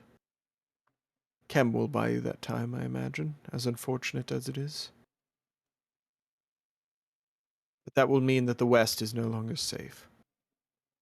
We must gather our strength in the East and prepare to fight the war here. Shall we make way for Barrington? No, not yet. At least not all at once. Barrington is an interesting place. I'll It ask may you be a- that we go there shortly, but I think we must stay here for a time. At least, maybe a fortnight. And then we may begin going north. I also think New Harbor and Dragonfall are not to be neglected. Why the wait? Why specifically a fortnight? I have my reasons.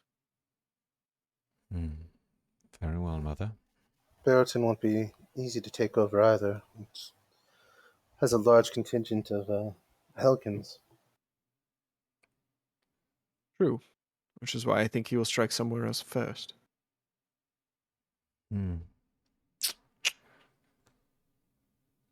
When I say large contingent of Helkins, because I'm sure all of you know what that means, it's a large power base for the Raven Queen. And Kellumbor, if he or whatever is interested. So I doubt he'd be able to just walk in there and take it over. No, at least not very easily and not at great cost. Not without great cost.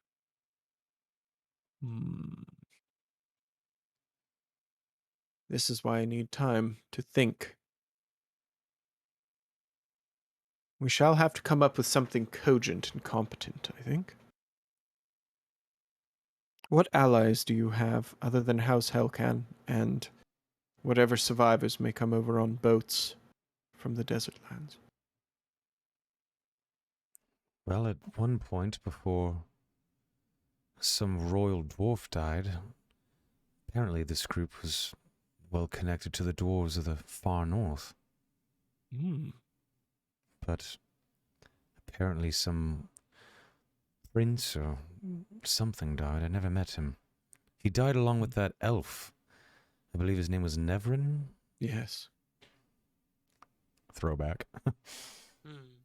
Sad. Can I make like a history check to see like if I can make out who they're talking about, like the name of the family? Which family? Dwarf Oh, family. the dwarf. Yeah. Well, you're a hill dwarf, aren't you? Yeah. They're talking about mountain dwarf politics right now. So. It's all boring. No, it just means that, like, I mean, you can make a history check, but the DC is way higher because you're not a mountain dwarf. That's fine. I mean, I assume like the hill dwarves and mountain dwarves talk. That's why I'm saying like I wonder if I know. Yeah, they talk. They don't. Yeah, I'll make the roll. Let's see what happens if I can make it out. 19. All right, so you know some shit about some mountain dwarf stuff. These are the stone mantles they're talking about, and which one of the princes died, you don't know, but the king had, what was it, Al, 5 kids? 5 kids. Yeah, and so one of them apparently traveled with this group at some point, or members of this group, and was killed. And the only family that you could think of that would make sense for, if they called him a prince, indeed, it would have to be the Stone Mantles, not the Cragmaws or any of those other families. Yeah, so I'll Bogdan will kind of let out like a sigh, a little bit of a sad one. It's like one of the Stone Mantle's heirs died, and I've been away for far too long. That is not what I wanted to hear. They were good folk, very brave dwarves. Yes, this happened many months ago. I don't know, obviously, what came of it. I was just throwing out a potential ally. The stone mantles they're a strong bunch. The mountain dwarves they're dirty mountain dwarves. They're a very stout bunch. I wouldn't. Yes, well, two of you seem to be of the hill variety, judging by your tattoos and dress. Why You mean not of send the, word to Thunderbrow Ridge? the hill variety. You mean of the refined variety? But yes, we can send word back home.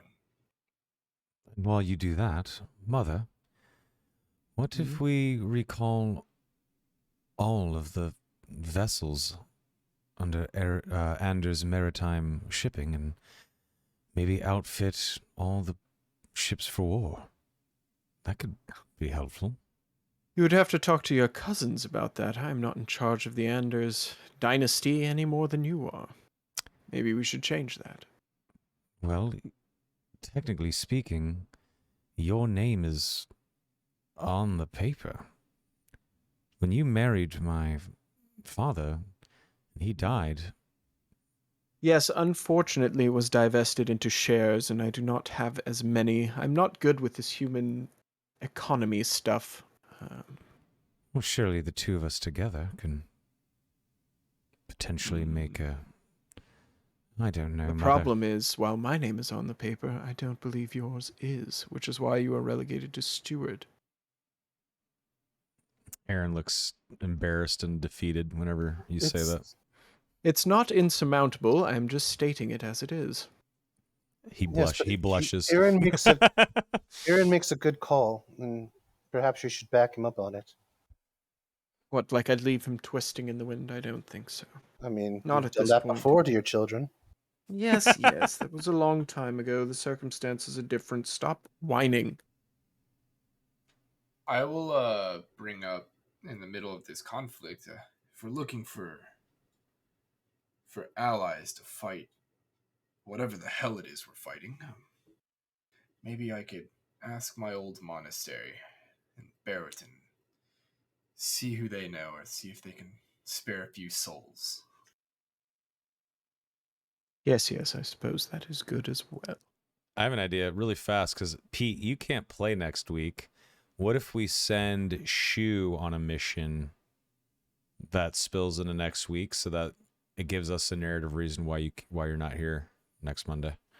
Yeah, like a counter spying thing or something like that. She was like literally sitting here, like listening to this desperate, just like, I don't know what anybody's talking about. Just, I'm a blunt instrument. Point me at an objective. Right. Our fridge is out. Fuck. God damn it. God damn it. That sucks. And like in real life, our fridge just knocked out.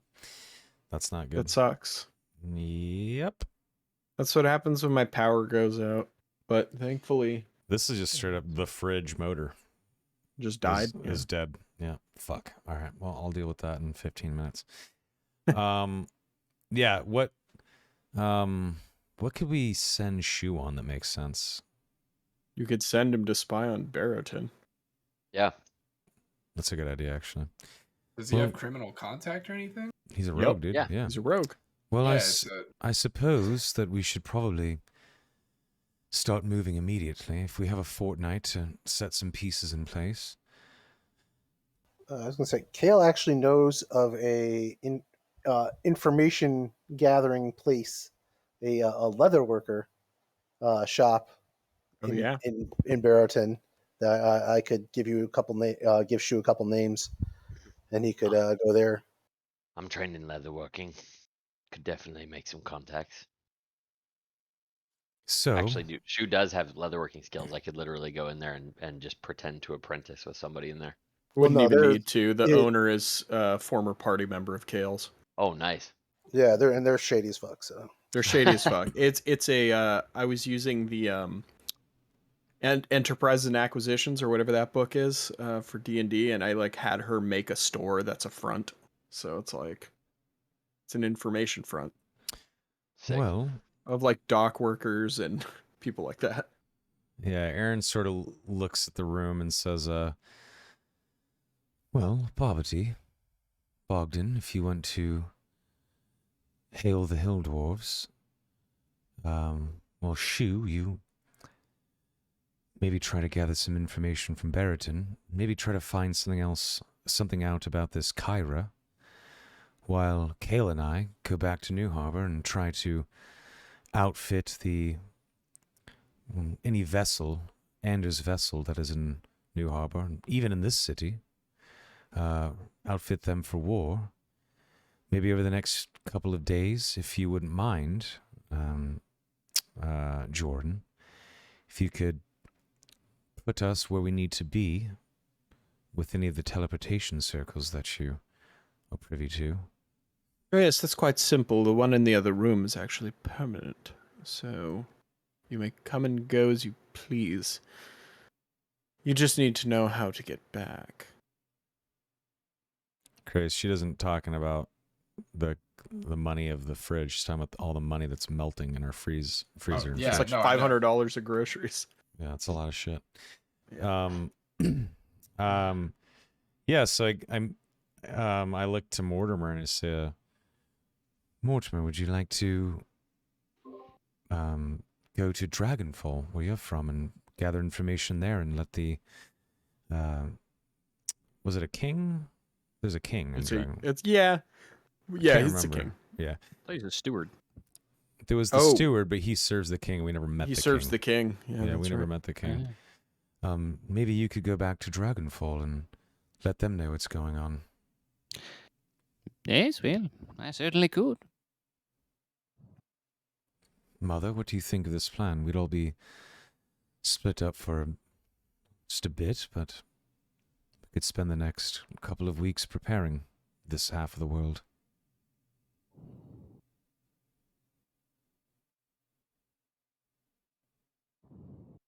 Sticks? Yeah, hold on. She's sitting there like in thought, and she says, yes, it's a sound plan. I shall do this. Very well. Yeah, so I'm thinking maybe like next week we could actually do like an RP thing where every city is hit. Like Mortimer could do the Dragonfall thing, Kayla and I could do the New Harbor thing, Bobbity and Bogdan could hit up Thunderbrow Ridge. Yep. Shu obviously will not be here. He won't be here, but we could always catch up with. He could like show up last, like in 2 weeks, and let us know, like, you know, maybe there's some crazy shit that went down. That's why he's late or something like that. But I mean, that makes sense since he's gonna be in a shop. Like, he wouldn't just stay there for a day. Right. Yeah, Right. he's like actually undercover, where the rest of us are just going to go talk to people, right? So that makes sense, Right, actually. and like kind of advancing agendas that will aid your group. So yeah. Kale would be like, I have some things I need to discuss with Shu in that case. Come with me. All right. I'm just gonna bring you. First of all, I'm gonna bring you outside. Okay. And be like, I'm sure you've never seen this much green before. It's new to me, but then again, a lot is these days. Yes. Well, I thought you might enjoy it for a moment. Secondly, I take a necklace off. This is a Helkin symbol. If you get in trouble, there's a compound there. Most of the city guards are Helkins. You could show it to them, give them my name. And then thirdly, I give you 1,000 gold. Shu does his best to not make it obvious that this is more money by 10 times than he's ever held in his hands. Yes. I'm sure you'll have to grease some palms and, maybe eat some food or whatever. Why do the lot of you trust me like this? I don't understand it. If what happened to your city happens to Barrington, and I came across a group trying to stop it, I would be all in. I assume you're the same way. You're all in. I've got nothing to lose. This thing is coming. I have no idea how to stop it. Why not try this? suppose that makes sense. Yeah, you can trust me. I'll go kick some hornets' nests and see what I can stir up. The leather shop, I believe it's Verona's Goods or something like that. It's run by a wood elf. A wood elf. All right, Cairo was the name she said, yeah? That's the name of the priestess. There's a large island of literally just the cemetery. So that's usually where Kelemvor's worshippers are. An And then island. there's the big temple as well. Yeah, and there's a huge temple to Kelemvor there as well. So that's probably where Cairo will be. But An entire island covered in bodies, huh? Shallowly buried bodies? What could possibly go wrong there, eh? yes, exactly. Huh. Well, I'll avoid the island as long as I possibly can. Well, you might have to go there. That's where the priests are. Noted. Your trust is noted as well. Good I'll luck. report back. Yeah, I'll report back as soon as I have something to report. And then the last thing I give him is the sending stone to Joran. When you need to leave, use this to contact Joran. I trust Joran as much as I trust my brothers. He will come and help any way he can. And who is this? The mage who teleported us here. The guy in purple. Right. Yeah.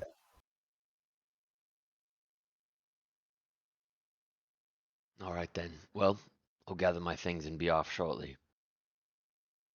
Yeah, Jorn is this person. We're still gonna have it. We're still get a rest in like a welcome home feast. We'll probably all leave in the morning. Yeah, my shoe's gonna be a sneaky fucking leave in the night. Well, I'm gonna tell him rest, eat. Jorn could teleport you into the city. Oh yeah, we all need to be teleported, yeah, or else it would take a fucking month to get up there. Yeah. That's a good point. Shu has no idea how far anything is at this point. Yeah, it's very far. Jorn can teleport you there and get you a map of the city once you're in. It's probably like 2 weeks by boat and like 3 or 4 days by land after. So it's gotcha. It's like it's a long way to get to Barrowton.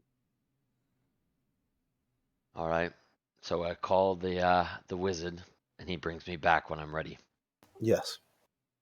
Simple enough. Good luck and don't die. And same to you. Seen too many friends die recently. Yes. Might as well go get drunk and eat some food. Agreed. All right, should we go down to the banquet hall now that we have a plan? Yeah, I figured probably like everybody's in there already with the food and stuff, right? Oh yeah. Like all the refugees and like the Genasi people that you saved and the one antiques collector guy. The queen's here. Yeah. Yeah, the queen's up at this table. Yeah, for sure. Yeah, let's move all the tokens down. All y'all sit, grab your seats at the fucking table of honor, bro. The Raven's sitting on top right of the next fireplace. to Q. Hold on, Voss has got it. Or Voss, I called him Voss. No, dude, all the 3 sons have to man the. There you go. I don't know, dude. Does Kale want his brother? Or does he want some of this nasty alcohol? I think Kale should decide. Mortimer, like probably he hasn't seen Mortimer forever. And he's very just super excited, Mortimer, the only kid to ever pretty much tell his whole family to fuck off. I'm gonna do my thing. As everyone's sort of feasting, Aaron kind of gets up and clinks a glass, and I suppose everyone would murmurs subside. Yeah. One guy yells "speech" really obnoxiously from the back. Kale just glares at them like, "Shut the fuck up." Yes. I hope you're enjoying your food and your drink. Please be drunk and merry. We're alive. a few here used to that. So. Look, we don't know the fate of our friends in Chem. Voss is probably fighting in the sands as we speak. Scared, crying people are boarding ships. And scared and crying people are realizing they'll never board a ship. We're far luckier than they. And we cannot let it go to waste. Everyone that is here for a reason. We all have work to do. For the next couple of weeks, my brothers and friends will be traveling around trying to prepare for Goldar. We know he's coming. Chem will surely fall. Your loved ones, many of them will die, but the faces you see here today don't need to be undead minions of the Necromancer. We can survive. We must. So like I said, enjoy your drink, enjoy your feast, but when we awake tomorrow morning, we get to work. And then I kind of raise the wine glass I have, and I say, enjoy tonight, for tomorrow is, well, the start of the push back against the end of the world. And then he kind of just raises his glass. Some people awkwardly and shakily raise their glasses too. Like, wait, was that a good thing? Like, yeah, I mean, like, we got work to do, motherfuckers. it's like that scene in Lord of the Rings when he's like, I like less than half of you half as much as I should like, and have as well as I deserve. And everyone's like, wait, was that a compliment? What the fuck? It was a very somber, like, hey, I hope you're enjoying the free booze and like and the chicken. But, tomorrow we get to cracking, dude. Yeah, we're probably all gonna die, so we gotta get to work. But yeah, that's Aaron's speech. Yeah, Kale drinks. I don't. Are we like ending up? Are we ending things right now? Yeah, we're wrapping it up for sure. We got Genasi breaking Girl refrigerators and Genasi Girl and Queen. I'm going to tell them they're in charge, while me, Mortimer, and are gone. And I give the Genasi Girl the key. And to make sure everybody gets working, and building armaments and stuff like that, while we kind of get the free folk of the world together to fight this evil. Nice. Cool. I just want to make sure I'm leaving someone in charge. Right. Yeah, I guess we would just sort of drink and eat, and I guess enjoy our last little mini feast. Oh yeah, Elmar's chilling at this table too, for sure. Okay. Any final thing, or does the scene sort of set on us dining? That's probably it. It's you guys raising your glass and sitting down to dine. Yeah. Beautiful. That was great. Yeah. GG. Good session. Heavy. World building. World building, all RP, no combat. That was fun. That was a very. We fun need to session. have more of those. Like we have, like I'm a combat heavy DM a lot, but then we have sessions like this, and I'm like, God, this was.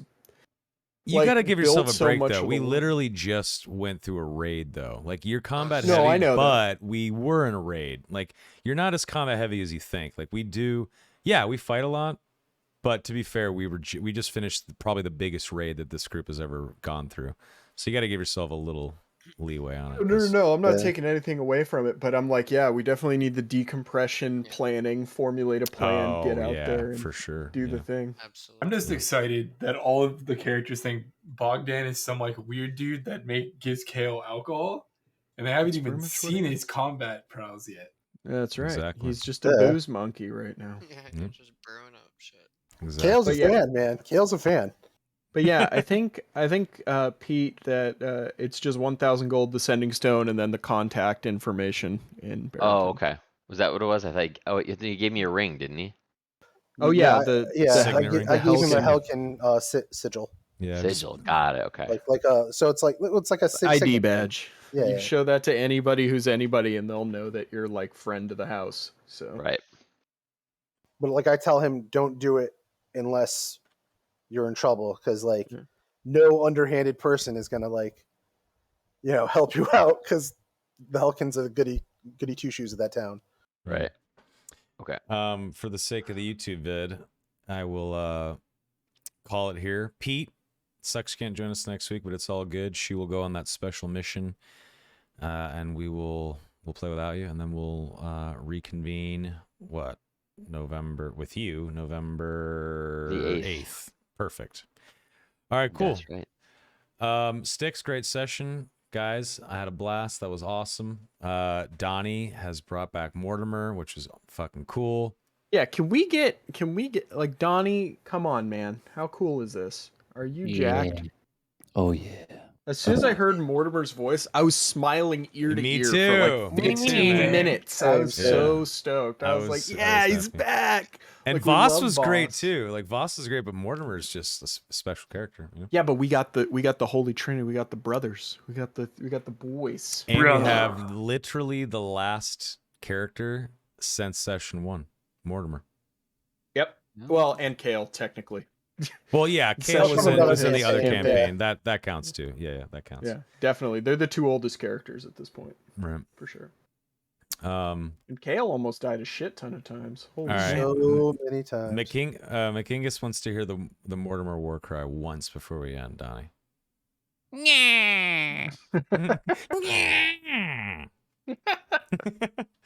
I started Mortimer, you got to take for one of your spells teleportation circle so you can pull a Joran and just be like, it's like a 5th level. I think you can do it. Chat, thank you guys so much for watching.